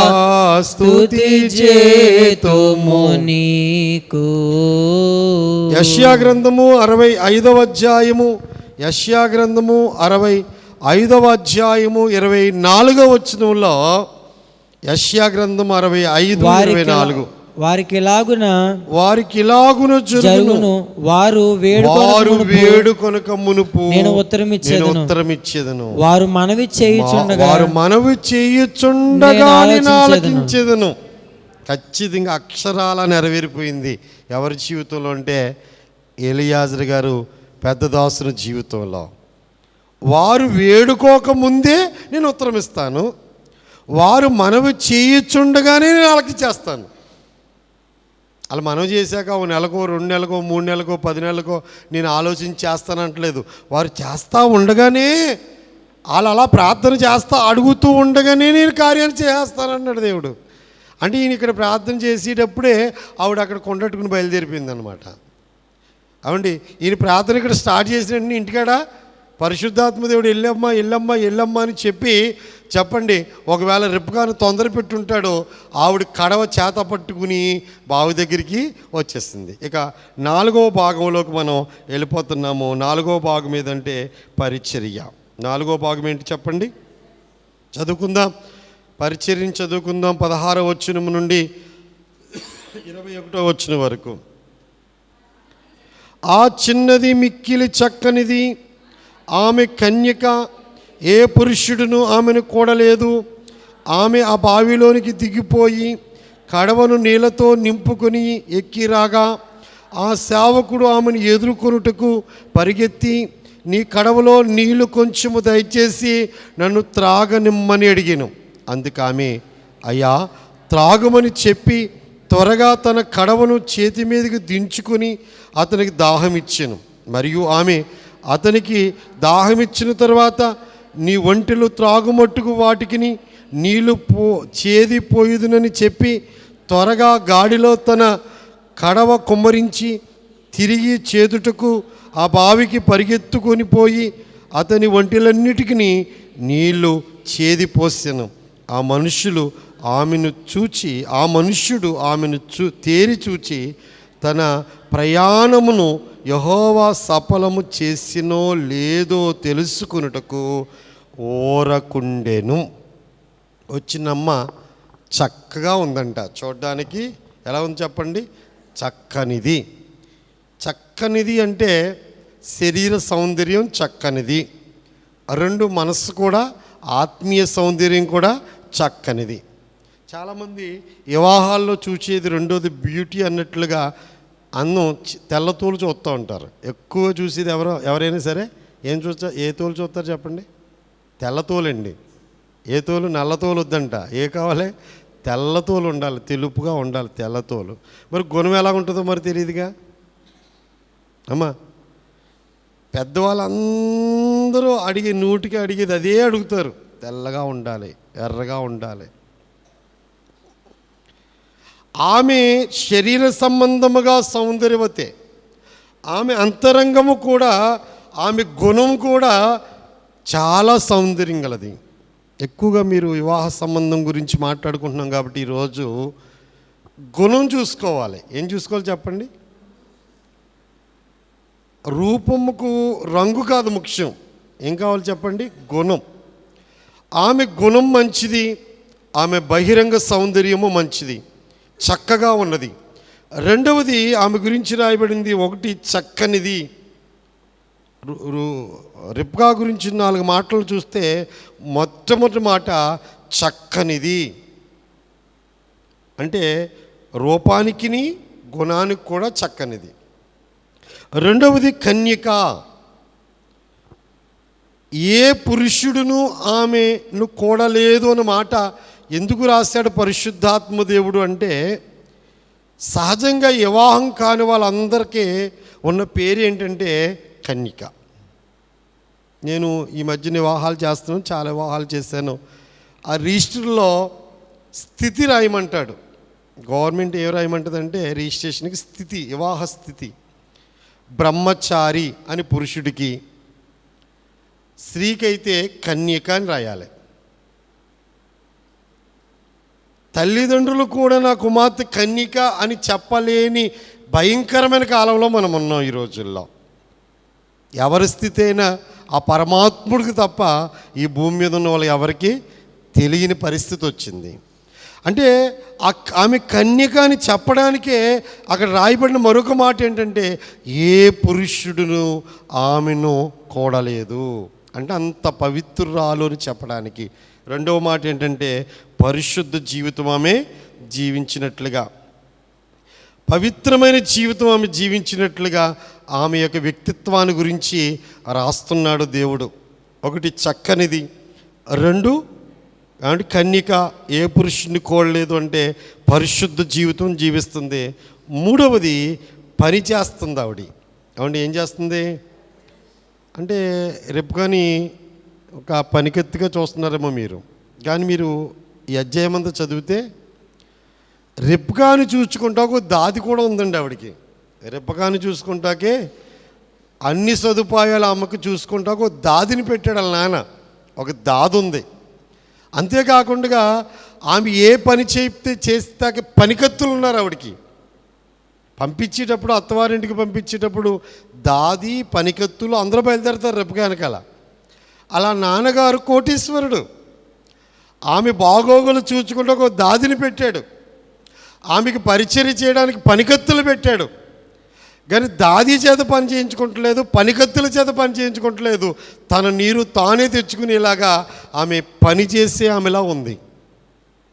ఆమెకున్న 3వ లక్షణం ఏంటి చెప్పండి? పని చేసే లక్షణము. 3వది ఏంటి? వివాహం సంబంధానికి వెళ్ళినప్పుడు మీ అమ్మాయికి పని చేయడం వచ్చా? అక్కర్లేదండి, అసలు ఎత్తే మీరు పెళ్ళికి ఓకే అంటే చాలండి, మేమే నేర్పించేసుకుంటాం. మా వాడే నేర్పించేస్తాడండి వంటలన్నీ, మా వాడికి వచ్చు. అలా ఉన్నాయి ఇవాళ సంబంధాలు, అవునా కదా చెప్పండి? నేర్పించేస్తారా? ఏం నేర్పించేస్తారు వీళ్ళు? ఆడపిల్ల పని ముద్దంట. ఏం ముద్దు చెప్పండి? పని. ఆమె ఇల్లు తొడవడం, పాత్రలు కడగడం, బట్టలు ఉతకడం, ఎవరైనా వస్తే మంచినీళ్ళు ఇవ్వడం. ఆ పని రేపొద్దున్నే వెళ్ళే ఇంటి దగ్గర పని చేయాలి. కనీసం తన భర్తను చూసుకోవాలి. రేపు దేవుడు ఆవిడికి ఇచ్చే బహుమానంగా ఇచ్చే బిడ్డల్ని చూసుకోవాలంటే ఏం చేయాలి? పని చేసే లక్షణం అనేది ఉండాలి వాళ్ళలో. ఆ పని చేసే లక్షణం లేదనుకోండి, ఏం చేస్తారు? ఏమనుకోద్దండి, పాలు కూడా ఎత్తలేదంటే ఇప్పుడు తల్లులు, పిల్లలు కూడా పెంచుతలేదంటండి. చాలా భయంకరమైన దినాల్లో మనం ఉన్నాం. పోత పాలకు అలవాటు చేసేసి వారు జీవిస్తున్నారు అన్నట్లుగా చాలా భయంకరంగా ఉన్నాయి రోజులు. కానీ ఆమె వాళ్ళ తల్లిదండ్రులు ఆమెకి ఏమి నేర్పించారంటే, బావి దగ్గరికి వెళ్ళి నీళ్ళు చేదుకునడం అనేది తన పని తాను చేసుకునే స్థితిలో పనిచేసే స్త్రీగా ఆమె కనపడుతుంది. 4వదిగా ఆతిథ్యమిచ్చే గుణముంది ఆవిడికి. నీళ్ళు పరదేశిగా ఉన్నాడు, ఆ ఊళ్ళో అయితే అందరికీ తెలుసు, వాళ్ళకే తెలిసిపోద్ది. కొత్త వ్యక్తి అంటే ప్రయాణంలో ఎక్కడికి వెళ్తూ ఉన్నవారు మధ్యలో బావున్న చోట ఆగుతారు మంచినీళ్ళు తాగడానికి.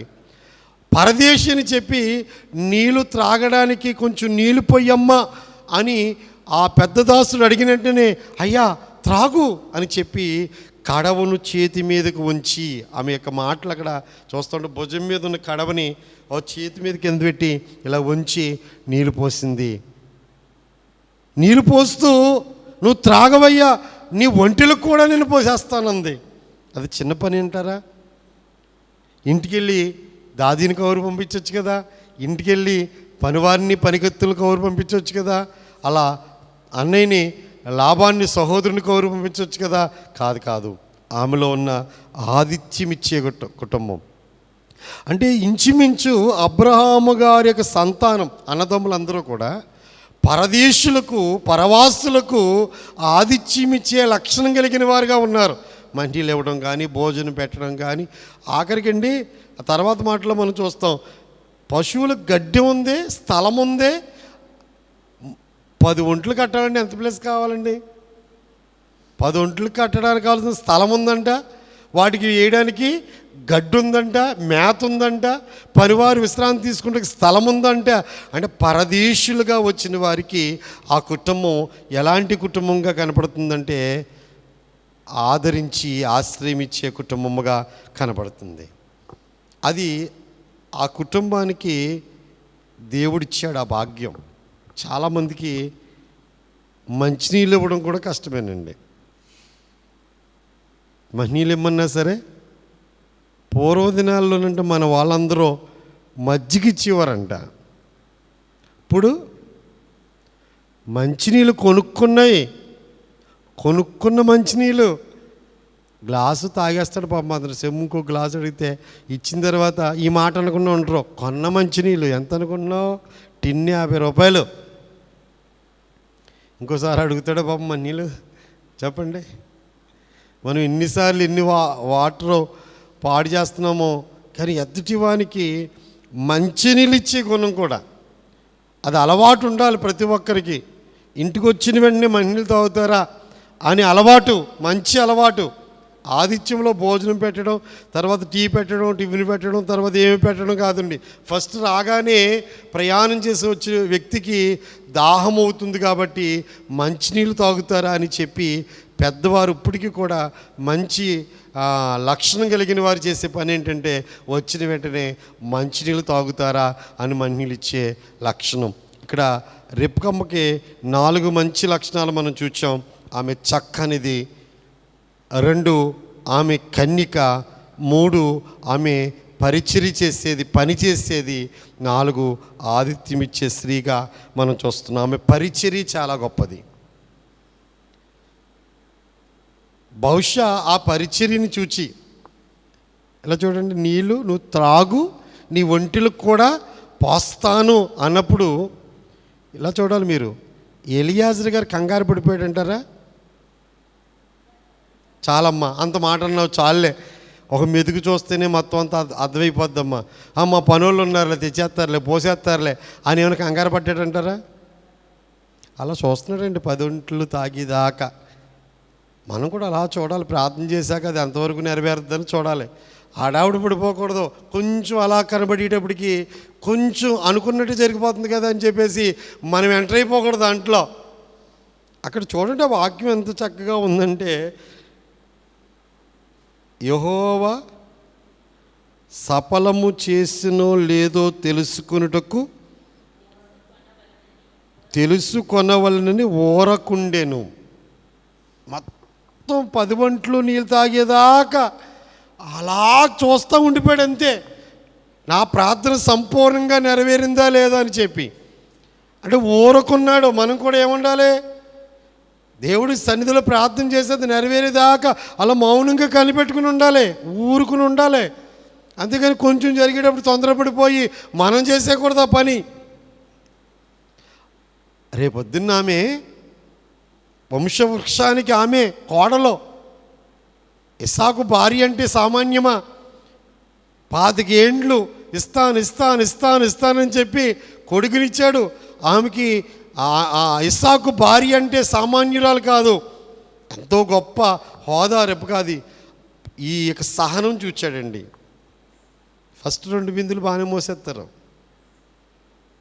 టకటకానండి. భోజనాలు పెట్టినప్పుడు కూడా 2-3 ప్లేట్లు బాగా ఇచ్చేస్తారండి, టక్క ఇచ్చేస్తారండి. కొంచెం ఇప్పటికి ఆకలేస్తుంది కదండి మనకు కూడా, అప్పుడు మాటలు తేడా వచ్చేస్తాయండి. పరిచర్య చేసేటప్పుడు అండి స్టార్టింగ్లో ఉన్న ఆ యొక్క హుషారు ఒక పావుగంట పోయాక, ఒక అరగంట పోయిన తర్వాత ఉండదండి. క్రిస్మస్కి వంటలు వండమన్నాం అనుకోండి మిమ్మల్ని అందరినీ కలిపి, స్టార్టింగ్లో మొత్తం మాది అన్నట్టు మీదడిపోతారండి. ఒక అర్ధగంట పోయాక, ఒక గంట పోయిన తర్వాత పరిస్థితులు మారిపోతాయి, మొఖాలు పక్కకి వెళ్ళిపోతాయి, ఓపిక తగ్గిపోద్ది, శక్తి తగ్గిపోద్ది. ఎన్నిసార్లు దిగాలి ఇప్పుడు? ఆ 10 ఒంటలకి ఎన్ని కడవలైతే తాగాయో అన్నిసార్లు దిగాలి, అన్నిసార్లు ముంచుకోవాలి, అన్నిసార్లు భుజానెట్టుకోవాలి, అన్నిసార్లు పైకెత్తుకు రావాలి, అన్నిసార్లు గాడిలో పోయాలి, మరల కడవెత్తుకోవాలి, మరల వెళ్ళాలి. అంటే అబ్రహాము పెద్ద దాసుడు ఆమె సహనాన్ని చూస్తున్నాడు. పెళ్ళికూతురిని నడవమంటారు తెలుసా పెళ్లి సంబంధాల్లో? ఎప్పుడైనా వెళ్ళారా అలా పెళ్ళికూతురిని చూస్తాకే? కోడళ్ళు ఉన్న వాళ్ళు ఉన్నారు కదా ఇక్కడ. ఎందుకు నడవమంటారంటారు చెప్పండి? దేవదాసయ్య గారు కూడా చెప్పారు ఈ మాట, అందుకే చెప్తున్నాను నేను. నడక బాగలేదంట, అందంగా ఉంది, మాట తీరు బాగుంది, కానీ ఏం బాగలేదు? నడక కూడా బాగోలా. ఆమె నడకలోనే తెలిసిపోద్దంట ఆమెలోని విధేయత. కొంతమంది ఎగిరినట్టు నడుస్తారు, ఏమంటే ఎగిరినట్టు గొంతులేసినట్టు ఉంటుంది, నడిచినట్టు ఉంటుందో. అంచేత నడకలోనే తెలిసిపోద్ది ఆమె దిగడం కానీ, తేవడం కానీ, నీళ్ళు పోయడం కానీ. ఆమెలో సహనాన్ని పరీక్షిస్తున్నాడు, ఆమె యొక్క విధేయతను చూస్తున్నాడు. ఒక పరదేశికి ఇంత ఆతిథ్యం ఇస్తుందంటే, తెలియనోడికి ఇంత బాగా చూస్తుందంటే ఇంట్లో ఇంకెంత బాగా చూసుకుంటుందో. వాళ్ళిద్దరూ బంధువులని, సంబంధం కోసం వచ్చాను ఏం తెలియదు కదండి. అన్నీ తెలిసాక చాలామంది చేసేస్తారండి. చుట్టాలంటే ఒకలా చేస్తారు, గొప్పింటి వాళ్ళంటే ఇంకా బాగా చేస్తారు. వాళ్ళు సంబంధం కోసం వచ్చారంటే ఆ పూట నటిచ్చేస్తారండి, తర్వాత ఏముండదు. అలా కాదు కదా ఇప్పుడు. ఇంతకే అమ్మ వింటున్నారా? ఒక పరదేశి తనకు సంబంధించిన వ్యక్తి కాదు, ఆ వ్యక్తికి ఎంత బాగా చూస్తుందంటే ఇంక నా యజమానుడు కొడుకని ఇస్సాకుకు ఎంత విధేయతగా ఉంటుందో ఈమె అని చెప్పి లోపల సంతోషంగా ఆనందంగా దేవుడిని ఏం చేస్తున్నాడు? ఆయన స్తుతిస్తూ ఉన్నాడు. ఇక 5వదిగా మనం 5 దాంట్లోకి వెళ్ళిపోదాం, టైం అయిపోతుంది. ప్రవేశము, చాలా స్పీడ్గా వెళ్ళిపోవాలి మనం. 5వది ప్రవేశము. 22 నుండి 32వ వచనం వరకు, 22వ వచనం నుండి అందరూ కలిసి చదువుకుందాం. ఒంటెలు త్రాగుటైన తర్వాత ఆ మనుషుడు అరతులం ఎత్తుగల బంగారపు ముక్కు కమ్మిని, ఆమె చేతులకు 10 తులముల ఎత్తుగల 2 బంగారు కడియములు తీసి, నీవు ఎవరు కుమార్తెవు? దయచేసి నాతో చెప్పుము. నీ తండ్రి ఇంట మేము ఈ రాత్రి బస చేయుటకు స్థలమున్నదా అని అడిగాను. అందుకు ఆమె, నేను నాహోరుకు మిల్కా కనిన కుమారుడకు బెతూయేలు కుమార్తెనను. మరియు ఆమె, మా యొద్ద చాలా గడ్డియు మేతయు రాత్రి బస చేయుటకు స్థలమును ఉన్నవనగా. ఆ మనుషుడు తల వంచి యెహోవాకు మొక్కి, అబ్రహామును నా యజమానుడి దేవుడైన యెహోవా స్తుతించబడునుగాక. ఆయన నా యజమానుడికి తన కృపను, తన సత్యమును చూపుట మానలేదు. నేను త్రావలో ఉండగానే యెహోవా నా యజమాని బంధువుల ఇంటికి నన్ను నడిపించినను. అంతటా ఆ చిన్నది పరిగెత్తుకుపోయి ఈ మాటలు తన తల్లి ఇంటి వారికి తెలిపెను. రిబ్కాకు లాబానునొక సహోదరుడుండెను. అప్పుడు లాబాను ఆ బావి దగ్గర వెలుపలనున్న ఆ మనుషుని యొద్దకు పరిగెత్తుకుని పోయెను. అతడు ఆ ముక్కు కమ్మిని తన సహోదరి చేతులనున్న ఆ కడియములు చూచి, ఆ మనుష్యుడు ఇలాగు నాతో మాట్లాడినని తన సహోదరి అయిన రిబ్కా చెప్పిన మాటలు విని ఆ మనుషుని యొద్దకు వచ్చెను. అతడు ఆ బావి యొద్ద ఒంటెల దగ్గర నిలిచి ఉండగా, లాబాను, యెహోవా వలన ఆశీర్వదించబడినవాడా, లోపలికి రమ్ము, నువ్వు బయట నిలవనేలా ఇల్లును ఒంటెలకు స్థలమును నేను సిద్ధము చేయించి తినను. ఆ మనుష్యుడు ఇంటికి వచ్చినప్పుడు లాబాను ఒంటెల గంతలు విప్పి ఒంటెలకు గడ్డియు మేతయు కాళ్ళు కొనుక్కుంటకు అతనికిని అతనితో కూడా ఉన్న వారికి నీళ్లు ఇచ్చి. ఇక్కడ మనం చూసినట్లయితే ప్రవేశం అంటే వాళ్ళ ఇంట ప్రవేశము. వారి యొక్క ఇంట్లోనికి ప్రవేశించిన ప్రవేశం. ఇప్పుడు నీళ్లు పోసిన వెంటనే చాలా సంతోషించి అబ్రహాము దాసుడైన ఎలియాజరు చాలా ఆనందంగా నువ్వు ఎవరి కుమార్తెవు అని అడిగాడు. 2 ప్రశ్నలు వేసినట్లుగా మనం చూస్తున్నాం. ముందు ఫస్ట్ ఆయన చేసింది ఏంటంటే ముక్కుకి 1/2 తులం ఎత్తుగల బంగారపు ముక్కు కమ్మిచ్చాడు. 2 చేతులకి 10 తులాలు ఎత్తుగల 2 బంగారు కడియాలు తీసి ఇచ్చాడు. ముక్కుకి అండి, ముక్కు అనేటప్పటికీ పూర్వదినాలు అందరూ కూడా ఇక్కడ పెట్టుకునేవారు, దాన్ని ముక్కు పొడగంటేవారు కదండి. ఇక్కడ ఇచ్చింది ఏంటిది? కమ్మి ఇచ్చాడు. ఎందుకు ఇచ్చాడంటే మనిషి బ్రతకడానికి శ్వాసనిచ్చేది ఎక్కడ? జీవం వెళ్ళేది ఎక్కడి నుంచి వెళ్తుంది అంటే ఈ రోజు నుంచి నువ్వు ఒక పురుషుడికి, అతనికి మాత్రమే నువ్వు సంబంధించిన వ్యక్తిగా, అతను మాత్రమే లోబడే వ్యక్తిగా, అంటే ఇస్సాకును సొంతం అన్నట్లుగా నీ శ్వాస ఉండాలి అన్నట్లుగా సూచనగా కమ్మిచ్చాడని. 2 చేతులకు 2 10 తులాలు ఎత్తుగలిగిన బంగారు కడియాలు ఇచ్చాడట. అంటే ఈ 2 చేతులతో నీ యజమానుడి కుటుంబానికి, నీ యజమానుడికి నువ్వు పరిచర్య చేయాలన్న ఉద్దేశం అంట. ఆ 2టికి అర్థము వ్యాఖ్యానకర్తలు చెప్పిన మాటలు ఇవి.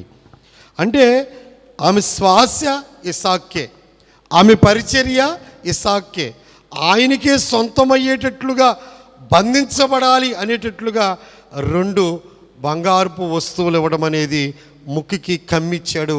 2 చేతులకి 2 కడియాలు, 10 తులాలు ఎత్తుగలిగిన బంగారు కడియాలు ఇచ్చాడు. ఆయన కోటేశ్వరుడు కదండి, 10 తులాలు కాదు, 2 తులాలనే ఇవ్వగలడు ఆయన. అప్పుడు అడుగుతున్నాడు, ఎవరి కుమార్తెవు? 2 ప్రశ్నలండి ఆయన అడిగింది.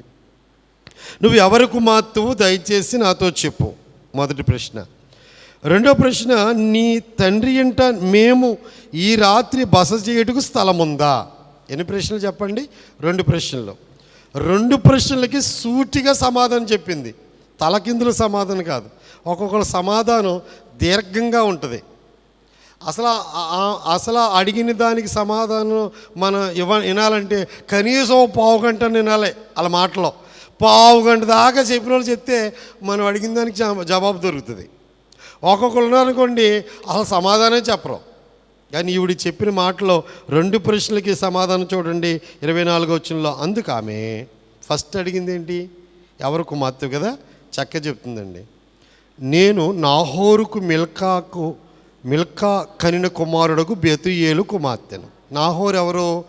అబ్రహాము గారు సహోదరుడు. నాహోరు భార్య మిల్కా. వాళ్ళిద్దరికీ ఎవరు పుట్టారట? బెతూయేలు కూతురు నేను. ఎవరి కుమార్తె అంటే డైరెక్ట్గా వాళ్ళ తాత పేరు, వాళ్ళ నాయనమ్మ పేరు, వాళ్ళిద్దరికి పుట్టిన బెతూయేలుకి నేను కూతురుని అని ఆ వరుస. నువ్వు ఎవరి కుమార్తె అంటే టక్కమని సూటిగా చెప్పేసింది. 2, మరియు ఆమె మా యొద్ద చాలా గడ్డియు మేతయు రాత్రి బస చేయుటకు స్థలం ఉన్నదని అనగా. 2ది, ఈ రాత్రి మేము మీ ఇంటికాడ ఉండడానికి, మేమందరం మీ ఇంటి దగ్గర ఉండడానికి స్థలం ఉందమ్మా, వీలుంటుందా మీ ఇంటి దగ్గర అని అడిగితే, మా అమ్మని అడిగి వస్తాను, మా నాన్న అడిగి వస్తాను, మా అన్నయ్యని అడిగి వస్తాను, ఇలాంటి మాటలు ఏమి అనకుండా వాళ్ళందరికీ వీరికి సమాధానం ఉంది కాబట్టి అన్నయ్య ఇంటికి తీసుకొచ్చిన మిగతా వాళ్ళు ఎవరు ఏమనరు, తల్లిదండ్రులు తీసుకొచ్చిన మిగతా వాళ్ళు ఎవరు అనరు, కుమార్తె తీసుకెళ్ళినా ఇంట్లో వాళ్ళు ఎవరో ఏమనరు. వచ్చిన వారికి ఆతిథ్యం ఇచ్చే గుణం ఆ ఇంటి వారికి ఉంది కాబట్టి వెంటనే ఆమె చెప్తుంది, మేత ఉంది, ఒంటిలకి చాలా గడ్డియు మేతయు రాత్రి బస చేయడానికి స్థలము ఉందండి. మరి అబ్రహాము దాసుడు ఏం చేస్తున్నాడు చెప్పండి? తల వంచాడంటండి. ఏముంచాడు చెప్పండి? తల వంచి యెహోవాకు మొక్కి దేవుడికి స్తుతి చేస్తున్నాడు. ఎక్కడ తీసుకొచ్చావయ్యా? తిన్నగా మా యజమానుడి యొక్క సహోదరుడి ఇంటికి తీసుకొచ్చావా? ఎంత గొప్ప దేవుడు నాయన నువ్వు అని వంగి తల వంచుకుని దేవుడికి నమస్కారం చేస్తున్నాడు. కార్యాలు జరిగిన వెంటనే, మనం అనుకున్న కార్యాలు జరిగిన వెంటనే 10 రోజులకో 20 రోజులకో 6 నెలలకో సంవత్సరానికో స్తుతి కోటలు పెడతారు మన వాళ్ళు. ఎప్పుడో పెడదాం అనుకున్నానండి స్తుతికోవటం. ఎప్పుడు పెట్టారు? ఎక్కడ చేస్తున్నాడు ఆయన? వెంటనే అక్కడే తలంచేసి ఏం చేస్తున్నాడు ఆయన? ఏమన్నాడు? అబ్రహామును నా యజమానుడు దేవుడైన యెహోవా స్తుతించబడును గాక. ఆయన నా యజమానుడికి తన కృపను తన సత్యమును చూపుట మానలేదు. నేను త్రోవలో ఉండగానే యెహోవా నా యజమానుడు బంధువుడి ఇంటికి నన్ను నడిపించాను. అంటే అక్కడ చెప్పాడు కదా, నన్ను పిలిచినోడు తన దూతని నీ ముందు పంపిస్తాడు, నువ్వేం టెన్షన్ పడక్కర్లేదు, నువ్వు వెళ్ళండి, నీ పెళ్ళికి సంబంధం ఓకే అయిపోద్ది అని అబ్రహాము గారి విశ్వాసం చెప్పాడు కదా. ఆయన ఏమంటున్నాడండి? యెహోవా స్తుతించబడును గాక, యెహోవాకు స్తుతి కలుగును గాక. నా యజమానుడు కృప చూపడం మానలేదు. నా యజమానుడు, నా దేవుడు ఏం చేస్తున్నాడు? కృప చూపడం మానలేదు, సత్యము చూపడం మానలేదు. కృప చూపిస్తున్నాడు, సత్యము చూపిస్తున్నాడని త్రావలో ఉండగానే నా ప్రయాణాన్ని సఫలం చేస్తావు నాయన అని చెప్పి తల వంచాడు. ఈ తలంచి ఈ స్తుతించడం ఇవన్నీ చూసి పరుగు వెళ్ళిపోయిందంట. ఈ మాటలన్నీ చెప్పేసిందంట ఆ సహోదరుడికి, లాబానికి. అంటే ఎవరికి చెప్పిందండి? ఆయన తలంచాడు, ఇలా నమస్కారం చేశాడు, ఎలా దేవుని స్తుతిస్తున్నాడంటే, అబ్రహాము ఆ ఊరి నుంచి వెళ్ళేటప్పుడట దేవుడు నన్ను పిలిచాడు, నేను వెళ్ళిపోతున్నానని చెప్పాడట. అంచేత ఆయనే దేవుడని వారు కూడా కాస్తో కోస్తో వాళ్ళ హృదయాల్లో ఏముంచారు చెప్పండి? ఆ దేవుడి మీద విశ్వాసం ఉంచారు. ఆ దేవుడి గురించిన విషయాలు వారికి కూడా కాస్త గ్రాహ్యమైనవి. ఎందుకంటే ఆయన పిలిచిన రోజున చెప్పాడు ఆ ఇంటి వారందరికీ, నాకు దేవుడు కనపడ్డాడు, నేను వెళ్ళిపోతున్నానని చెప్పి. అంచేత ఆ సహోదరుడు కుమారుడు అంతటా చిన్నది పరిగెత్తుకుపోయి ఈ మాటలు తన తల్లి ఇంటి వారికి తెలిపాను. రిబ్కా లాబానుకు ఒక సహోదరుడు ఉండెను. అప్పుడు లాబాను ఆ బావి దగ్గర వెలుపడున్న ఆ మనుషుని యొద్దకు పరిగెత్తుకుని వచ్చి వాళ్ళ చెల్లికి పెట్టిన ముక్కు కమ్మి, వాళ్ళ చెల్లికి చేతికి పెట్టిన కడియాలు, ఆ మనుషుడు ఆమెతో చెప్పిన మాటలు, ఇవన్నీ బావి దగ్గర నిలిచున్న ఇవన్నీ విని లాబాను అన్యుడు అండి, క్రైస్తవుడు కాదు, అంటే యెహోవా దేవుని నమ్ముకున్న వాళ్ళు కాదు, తెలిసంతే దేవుడి గురించిన విషయాలు. కానీ ఏమంటున్నాడు? యెహోవాను ఆశీర్వదించబడిన వాడా, లోపలికి రమ్ము, బయట నిలవనేలా. లాబానికి ఏ మాటలు వచ్చేసినాయి? దేవుడి మాటలు వచ్చేసినాయి. మన మాటలు మన వాళ్ళందరికీ వచ్చేయాలి, మన చుట్టాల బంధువులకు కూడా వచ్చేయాలంటే మన దేవుడి మాటలు మాట్లాడుతూ ఉంటే వాళ్ళు కూడా ఆ మాటలు మాట్లాడుతూ ఉంటారు. మనం మరణా చెప్పామనుకోండి, ఫోన్ చేసినంటే మరణా చెప్తారు వాళ్ళు కూడా. వాళ్ళు బయట వాళ్ళే, అన్యులే, ఎరగనోళ్ళే. కానీ మనకి ఇష్టమైంది ఆ మరణాత. ఆ పాస్టర్ గారు పోలవరంలో సేవ చేస్తున్నాడు, ఎలీషా అని. ఆ ఎలీషా అనే సేవకుడి గురించి పాస్టర్ గారు చెప్తాడు, నాకు మా ఊళ్ళో పూజారులు కూడా మరణా చెప్తారు అన్నయ్య అని చెప్తాడు. ఈయన నమస్కారం పాస్టర్ గారు అనేవాడంట ఆయన పూజారి గారు. అలాగ అనకూడదండి, మేము మరణాత అంటాను, మీరు కూడా మరణాత అనండి అని చెప్పాడండి ఫస్ట్ టైం. అది అలాగా అనాలనుకుని ఆ ఊళ్ళోని పూజారులతో సహా ఆ ఊళ్ళో ఎవరైనా సరే, పెద్ద మనుషులైన ఎవరైనా సరే పాస్టర్ గారు మరణాత అంటారంట. ఏమంటారు చెప్పండి? మరణాత అంటారంట. అలాగా అలవాటు చేస్తాడు ఫస్ట్ ఆ ఊరు వెళ్ళిన కానించి. ఆఖరికి హిందువులు కూడా మరణాతుని పాస్టర్ గారు అంటారంట. మనం అసలు ఆ మాట ఎక్కడైనా ఏ మతానికి సంబంధించిన వాళ్ళు ఎక్కడ మనం లోగో కట్టేస్తారో, ఎక్కడ మనం లోకంలో లెక్కేస్తారని చెప్పేసి అసలు దేవుడు ఊసి కానీ దేవుడు మాట కానీ అసలు ఎక్కడ పొరపాటును కూడా నోట్లోంచి బయటికి రాను. ఎంత జాగ్రత్త పడిపోతామో, ఎక్కడ తెలిసిపోద్దామో అని దేవుడు నమ్ముకున్నామని చెప్పేసి. అంత భక్తి మంది, మరి అలాగే ఏడిసింది మన భక్తి. కానీ అక్కడ అబ్రహాము సేవకుడు అక్కడికి వెళ్తే ఆ లాబాను అంటున్నాడు, యెహోవా చేత ఆశీర్వదించబడిన వాడా, బయట నిలవనేలా లోపలికి రమ్ము. యెహోవా చేత ఆశీర్వదించబడిన వాళ్ళు బయట ఉండరంట. ఎక్కడికి వస్తారు? లోపలికి వచ్చేస్తారంట. బయట నిలబడే వాళ్ళు ఎవరో ముదునూరు పాడు వెళ్ళారనుకోండి, లోపల కూర్చున్న వాళ్ళు ఆశీర్వదించబడిన వాళ్ళు, కొట్లమ్మట తిరిగిన వాళ్ళు అందరూ ఆశీర్వాదం లేని వాళ్ళు. గుళ్ళోకి వచ్చి గుళ్ళో కూర్చున్న వాళ్ళు అందరూ, మన మీటింగ్ పెట్టామనుకోండి, కొంతమంది బయట తిరుగుతూ ఉంటారు. అలా ఆశీర్వాదం లేని వాళ్ళు బయట తిరుగుతూ ఉంటారు. బయట నిలవనేలా లోపలికి రమ్ము. లోపలికి వచ్చి కూర్చున్నారంటే వాళ్ళందరూ ఆశీర్వదించబడిన వారని. అందుకే బయట తిరగకూడదు, బయట ఉండకూడదు. అంటే ప్రార్థన జరుగుతున్న సమయంలో గుళ్ళోనే ఉండాలి. గుళ్ళో కూర్చుంటేనే మనకి ఆశీర్వాదం, లాభాన్ని చెప్తున్నాడు. యెహోవా వలన ఆశీర్వదించబడిన వాడా లోపలికి రమ్ము, నువ్వు బయట నిలబడేలా ఇల్లును ఒంటెలకు స్థలమును నేను సిద్ధము చేయించుతున్నాను. ఆ మనుష్యుడు ఇంటికి వచ్చినప్పుడు లాబాను ఒంటెల గంతలు విప్పి ఒంటెలకు గడ్డియు మేతయు కాళ్ళు కొడుకున్నట్టుకు అతనికి అతనితో కూడా ఉన్న వారికి నీళ్ళిచ్చి. ఎంత గౌరవం ఉండి ఆ కుటుంబం, ఎంత గౌరవంగా ఉందండి ఆ కుటుంబ పద్ధతి చూడండి. ఆయనే స్వయముగా, లాబానే స్వయంగా ఆ మూతికి కట్టే ఆ కంతలు ఇప్పేసి మేతేసాడంట ఒంటలకి. ఆయనకి నీళ్ళు ఇచ్చాడంట, పనులందరికీ నీళ్ళు ఇచ్చాడట. ఇది మనం ప్రవేశము. మూడవది ఏం చూసాం చెప్పండి? ప్రవేశము చూచాం. ఇక నాలుగవదిగా మనం చూద్దాం. ఐదవది 4, 5, 6 ఆరవది ప్రబోధన అంటే బోధ. 33 నుంచి 49 చాలా పెద్దది కాబట్టి చదువుకుంటా చెప్పుకుంటూ వెళ్ళిపోదాం. ఎక్కడి నుంచి? 33 నుంచి. అతనికి భోజనం పెట్టించిన కానీ అతడు నేను వచ్చిన పని చేయక మునుపు భోజనం చేయననగా లాబాను చెప్పుమనెను. ఇది మన పద్ధతి. భోజనం చేస్తే సంబంధం కుదరదంట, అందుకే పెళ్ళికి భోజనం చేయరంట. అది మన బైబిల్లో కూడా ఉందట అని చక్కగా మన వాళ్ళు బైబిల్ని వాళ్ళకి అనుకూలంగా ఉన్నాయన్నీ బైబిల్లో ఉన్నాయంటారు. వాళ్ళకి అనుకూలంగా లేనినేమో మా కులంలో ఉన్నాయంటారు. భలే పద్ధతులండి మన వాళ్ళు. అనుకున్నట్టు జరిగిపోతే మాత్రం కలిపేస్తారు బైబిల్ని. ఆయన ఉద్దేశం అది కాదండి. అసలు ఏ ఉద్దేశాన్ని బట్టి నేను వచ్చాను, ఆ ఉద్దేశం చెప్పాక, నా యజమానుడు పని ముందు చేశాక, నా యజమానుడికి నేను సంతోషం కలుగు చేశాక అప్పుడు భోజనం చేస్తానని అర్థం. ఒక్క భోజనం తప్ప వాళ్ళు ఇచ్చిన డ్రింక్ తాగేస్తారు, వాళ్ళు ఇచ్చిన మిఠాయి వంటలు తినేస్తారు, వాళ్ళు ఇచ్చిన అన్నీ తినేస్తారు, గారెలు తినేస్తారు, అన్నం తింటారు అంతే. అంటే దానికి మళ్ళీ సెంటిమెంట్ ఒకటి. బైబిల్లో ఎలియాజరు తినలేదు కదని కలిపేస్తూ ఉంటారు. అదంతా న్యాయం అంటారు చెప్పండి? తినకూడదు అన్నప్పుడు నీళ్ళు కూడా తాగకూడదు. అన్ని సంబంధాలు ఉంటాయి కదండి. అలా కాదు. అక్కడ ముందు నా యజమానుడి చిత్తాన్ని నేను నెరవేర్చాక నేను భోజనం చేస్తాను. నా ఆకలి కంటే నా యజమానుడి పని ముందు అన్న భావం ఎవరిది? ఎలియాజరుది. యేసుప్రభు కూడా ఏమన్నారు?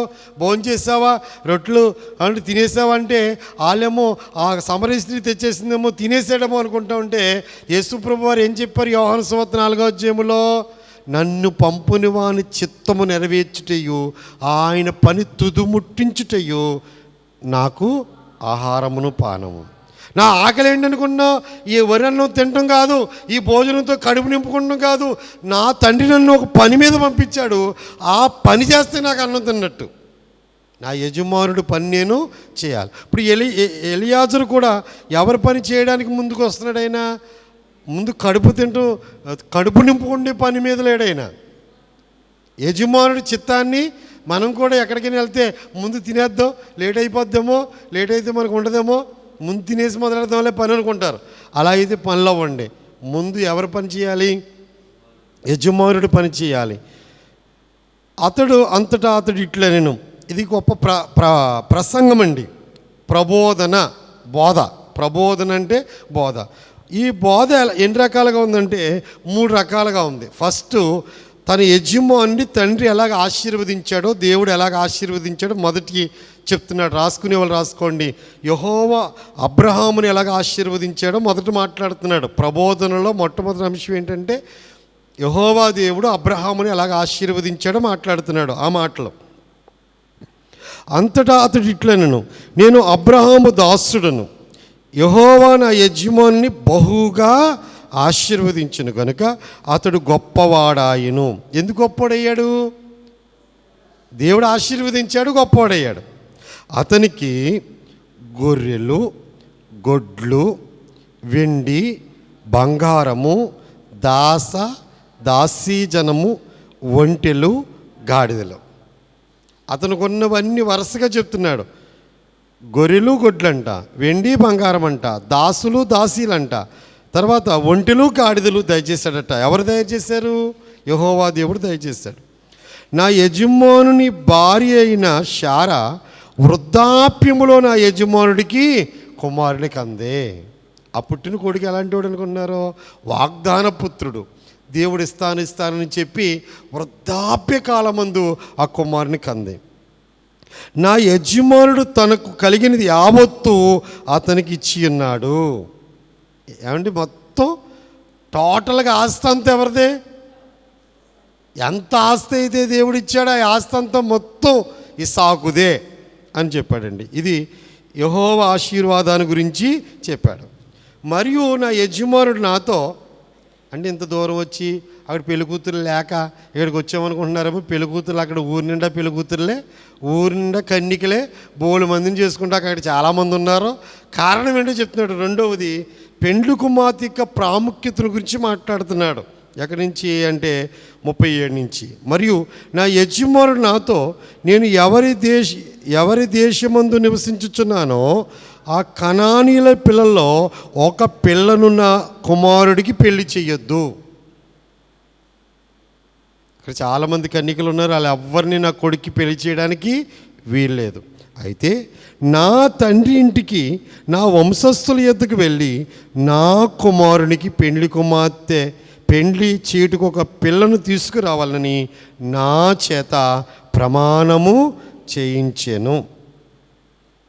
అప్పుడు నేను నా యజమానునితో, ఆ స్త్రీ నా వెంట రాదేమో అని చెప్పినందుకు అతడు, ఎవని సన్నిధిలో నేను జీవించుచున్నానో ఆ యెహోవా నీతో కూడా తన దూతను పంపి నీ ప్రయాణమును సఫలము చేయును గనుక నీవు నా వంశస్థుల్లో నా తండ్రింటి నుండి నా కుమారునికి భార్యను తీసుకొస్తావని చెప్పాడు. నీవు నా వంశస్థులకి వెళితివా? ఈ ప్రమాణ విషయంలో ఇక నీకు బాధ్యత ఉండదు. వారు ఆమెను ఈయని ఎడల కూడా ఈ ప్రమాణ విషయంలో నీకు బాధ్యత ఉండదని చెప్పాడు. అంటే రెండవది, ఆయన ప్రబోధనలో యెహోవా దేవుడు అబ్రహామును ఎలాగ ఆశీర్వదించాడో మాట్లాడాడు. రెండవదిగా, పెండ్లి కుమార్తె ఇంత దూరం రావడానికి, బంధువుల దగ్గరికే రావడానికి, మిమ్మల్ని అడగడానికి గల కారణాలు ఇవి అనే విషయం చెప్పాడు.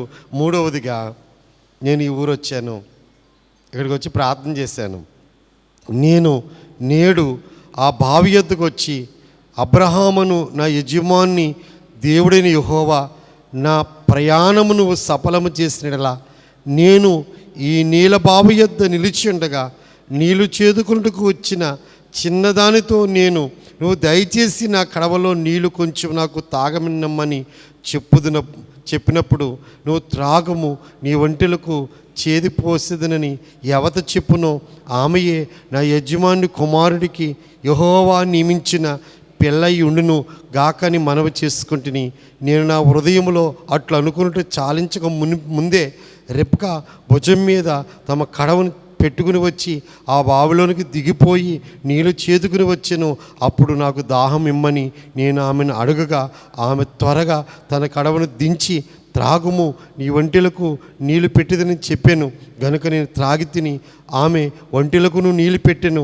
అప్పుడు నువ్వెవరు కుమార్తెని అడిగినప్పుడు ఆమె మిల్కా నాహోరు కనిన కుమారుడుకు బెతుయేలు కుమార్తెని చెప్పినప్పుడు నేను ఆమె ముక్కునకు కమ్మియు ఆమె చేతులకు కడియములు పెట్టి నా తల వంచి యెహోవాకు మొక్కి అబ్రహామును నా యజమానుడి దేవుడిని యెహోవాకు స్తోత్రము చేసి తిని ఏలయనగా ఆయన నా యజమానుడి యొక్క సహోదరుని కుమార్తెను అతని కుమారునికి తీసుకున్నట్లు సరైన మార్గమందు నన్ను నడిపించెను. కాబట్టి నా యజమానుని ఎడల మీరు దయను నమ్మకమును కనుపరిచిన ఎడల అదైనను నాకు తెలియచెప్పుడి, లేని ఎడల అదైనను తెలియచెప్పుడి, అప్పుడు నేను ఎటు పోవాలనో అటు పోయేదనని అనగా. జరిగిన చరిత్ర ఇది. మీ ఊరు వచ్చాక మోకాలేసి ప్రార్థన చేశాను. ప్రార్థన చేసినప్పుడు నీళ్ళు తాగమని దాహానికి ఇమ్మని అడిగాను. అడిగితే ఒంటెలు కూడా పోయాలని నేను అనుకున్నాను. అనుకునే టయానికి మీ అమ్మాయి వచ్చింది, రెపకా వచ్చింది, నాకు నీళ్ళు పోసింది, ఒంటెలకు కూడా నీళ్ళు పోసింది. జరిగిన విషయం ఇది. మాట ఏదో చెప్పండి, అవునంటే అవునని చెప్పండి, కాదంటే ఏదో మాట చెప్పండి అంటారు కదా. తెంపుగా మాట చెప్పేయండి. ఓకే అంటే ఓకే, లేకపోతే లేదు, లేదంటే వేరే దారి చూసుకుంటాను, వెళ్ళిపోతాను. ఏదో మాట చెప్పేయండి అని చెప్పి ఆరవదిగా మనము ప్రబోధన అనే అంశంలో మరి చూచాం. ఒకటి, అబ్రహాం ఆశీర్వాదాన్ని గురించి మాట్లాడాడు. 2, పెళ్లి కూతురు మీ ఇంటికి రావడానికి కారణం ఏంటో చెప్పాడు. 3వది, నేను ప్రార్థన చేశాను, దేవుడు ఆ పనిని సఫలము చేశాడు. అంటే ఇంకా వాళ్ళు ఏం మాట్లాడతారండి? అంత దేవుడు ప్రణాళిక ప్రకారం జరుగుతుండగా ఏం మాట్లాడతారు? తర్వాత 6వది 7వది, ఇప్పుడు అయిపోతుంది వాక్యం, త్వరగా ముగించుకుందాం. 50వ వచనం నుండి 61వ వచనం వరకు మనం చదివినప్పుడు ప్రధానము, నిశ్చితార్థం అంటారు కదండి, చెప్పండి, నిశ్చితార్థం అంటారు, ప్రధానం అంటారు. క్రైస్తవ కుటుంబాల్లో పెళ్ళికి ముందు జరిగేదాన్ని ప్రధానం అంటారు, కొందరు నిశ్చితార్థం అని అంటున్నారు. కనుక బైబిల్ గ్రంథాన్ని బట్టి ప్రధానం జరుగుతుంది. ఇప్పుడు ఏం జరుగుతుంది చెప్పండి? పెళ్ళి కొడుకున్నాడు అక్కడ, పెళ్ళి కొడుకున్నాడా, పెళ్ళి కూతురు చూసుకున్నాడా, మాంగారు వచ్చారా, కట్నాలు ఏమైనా మాట్లాడుకున్నారా? కట్నాలు ఉన్నాయండి. ఎలా జరిగిందో చూద్దాం. అప్పుడు వాళ్ళు ఏమంటారో 50వ వచనం నుండి 61వ వచనం వరకు. 50వ వచనం నుండి 61వ వచనం. లాబానును బెతూయేలును, ఇది యెహోవా వల్ల కలిగిన కార్యం, మేమైతే అవునని కానీ కాదని కానీ చెప్పజాలం. ఇదిగో రెబ్కా నీ ఎదుట ఉన్నది, ఆమెను తీసుకుని పొమ్ము. యెహోవా సెలవిచ్చిన ప్రకారం ఈమె నా యజమాని కుమారుడికి భార్య అగునుగాకని ఉత్తరమిచ్చెను. అబ్రహాము సేవకుడు వారి మాటలు విని యెహోవాకు సాష్టాంగ నమస్కారం. ఓకే అన్నోళ్ళు కాళ్ళ మీద పడ్డా, మధ్యవర్తి కాళ్ళ మీద పడిపోతున్నారు జనాలు ఈ మధ్యలో. ఆడేదో దేవుడైపోతున్నాడు. ఎవరి కాళ్ళ మీద పడ్డాడు చెప్పండి? అయినా వాళ్ళు అవును ఓకే తీసుకెళ్ళిపోయిన వెంటనే మళ్ళీ స్తుతి చేస్తున్నాడండి. వెంటనే స్తుతి ప్రార్థన చేస్తున్నాడు. ఎవరికే? యెహోవాకు సాష్టాంగ నమస్కారము చేసెను. తర్వాత ఆ సేవకుడు వెండి నగలను, అంటే అక్కడ ఇచ్చిన ఊరినే ఫస్ట్ స్టార్టింగ్లో ముక్కు కమ్మిని 10 తులాలు బంగారం ఆ పరిచర్ని చూసి సంతోషంగా ఇచ్చాడు. ఇప్పుడు ఏమిస్తున్నాడండి? వెండి నగలు, బంగారు నగలు, వస్త్రాలు తీసి రెబ్కాకి ఇచ్చాడట. మరియు అతడు ఆమె సహోదరునికి తల్లికిని విలువగల వస్తువులు ఇచ్చాను. ఇప్పుడు ఈ పద్ధతి ఫాలో అయితే బాగుంటుందండి, క్రైస్తవ పద్ధతి ఇది. కానీ చాలామంది అట్నుంచి అన్నీ రావాలని చూస్తున్నారు అంతే. ఓ మాట గుర్తుంచుకుంటే ఇప్పుడు రెబ్కా గారి ఇంటి పేరు మారిపోద్ది. ఎవరింటి పేరు వచ్చేద్ది? ఇసాక్ గారి ఇంటి పేరు వచ్చేద్దండి. రెబ్కా ఇంటి వాళ్ళ దగ్గర అన్నీ కుదిరినాయండి, ఆ కట్నం దగ్గర ఆగిపోయిందండి అంటున్నారు. ఇలా పిల్లని ఇవ్వాలంట, కట్నం ఇవ్వాలంట. ఏమివ్వాలి? పిల్లని ఇవ్వాలంట, కట్నం ఇవ్వాలంట. దారుణం కదండి అసలు. క్రైస్తవులేనండి, పాస్టర్ గారు కొడుకులు కూడా నేను 2-3 సంబంధాలు చూద్దామంటే ఏమిస్తారు అడగరా బాబా అంటున్నారు. అలాంటి సంబంధాలు అయితే కానీ వెంటనే ఆగిపోతున్నాను నేను. ఏమండి, వెంటనే ఆగిపోతున్నాను. కానీ బైబిల్ ఎరిగిన వాళ్ళు ఎవరో కట్నాలు అడగకూడదు అసలు. దేవుడు వాళ్ళిద్దరిని ఆశీర్వదిస్తే దరిద్రం అంతా తీరిపోద్ది. అంటే ఇలాగే చెయ్యండి అని రూల్గా నేను మీకు చెప్పలేను. కానీ బైబిల్ అనుసరించే వాళ్ళు ఎవరైతే దేవుడిని వాక్యాన్ని అనుసరిద్దాం అనుకున్నారో వాళ్ళందరూ ఇదే పద్ధతి ఫాలో అవ్వాలి. ఏ పద్ధతి ఫాలో అవ్వాలి చెప్పండి? వాక్య పద్ధతే ఫాలో అవ్వాలి. సహోదరుడికి చెప్పండి బహుమానాలు ఇచ్చారట. తల్లికి కూడా ఎన్నాళ్ళు కని పెంచి పవిత్రత కాపాడుకునేలాగా ఆ అమ్మాయిని పెంచావు, పనిపాట్లో నేర్పించావు. ఇంచుమించు చరిత్ర చెప్తుంది 30 కానీ 35 కానీ ఉంటుందంట. ఎవరి వయసు? రెబ్కా. ఇస్సాకు వయసు 40 అండి. 30 నుంచి 35 మధ్యలో ఉండొచ్చట. ఎవరి వయసు? రెబ్కా వయసు. ఆమె కన్యకనుందే, ఏ పురుషుణ్ణి ఎరగనిదని ఉందే. అలా కాపాడిందంటే ఎవరు కారకులని? తల్లే. పని నేర్పించిందంటే, తన పని తాను చేసుకుని ఇలా నేర్పించిందంటే కారణం ఎవరో? తల్లే. ఈ ఏప్రాల చీరల గురించి మాట్లాడుకుంటారండి మన వాళ్ళు. ఈ ఏప్రాల చీర వాళ్ళు ఎడతాం ఏంటండి మీకు చీరలు? మీరు ఎట్టాలి వాళ్ళకి. ఇంకా నచ్చలేదని గొడవలండి వాటి కోసం, రంగుల కోసం, రంగుల దగ్గర. యేసుప్రభుని నమ్ముకుని చీరల కోసం గొడవెట్టుకుంటున్నారంటే ఎంత గొప్ప సాక్ష్యం ఉండి మనకే. పోనీ ఏదోడు కొన్నారు, ఏదోడు వచ్చింది మన ఇంటికి, నచ్చితే కట్టుకో, లేకపోతే ఎవరికొకరికి ఇచ్చాయి, అంతే తప్ప ఆటల గురించి కూడా మొహాన్ని వేసి కొట్టడం. చెప్పండి, సారి సరిగా పెట్టలేదంట, ఉండలు బాగోలేదంట, ఇవన్నీ చాలా దారుణం అన్నమాట. క్రైస్తవులు క్రీస్తు వాక్యానికి వ్యతిరేకంగా బతుకుతున్నారు. బంగారు నగలు వస్త్రములు తీసి రెబ్కాకి ఇచ్చెను.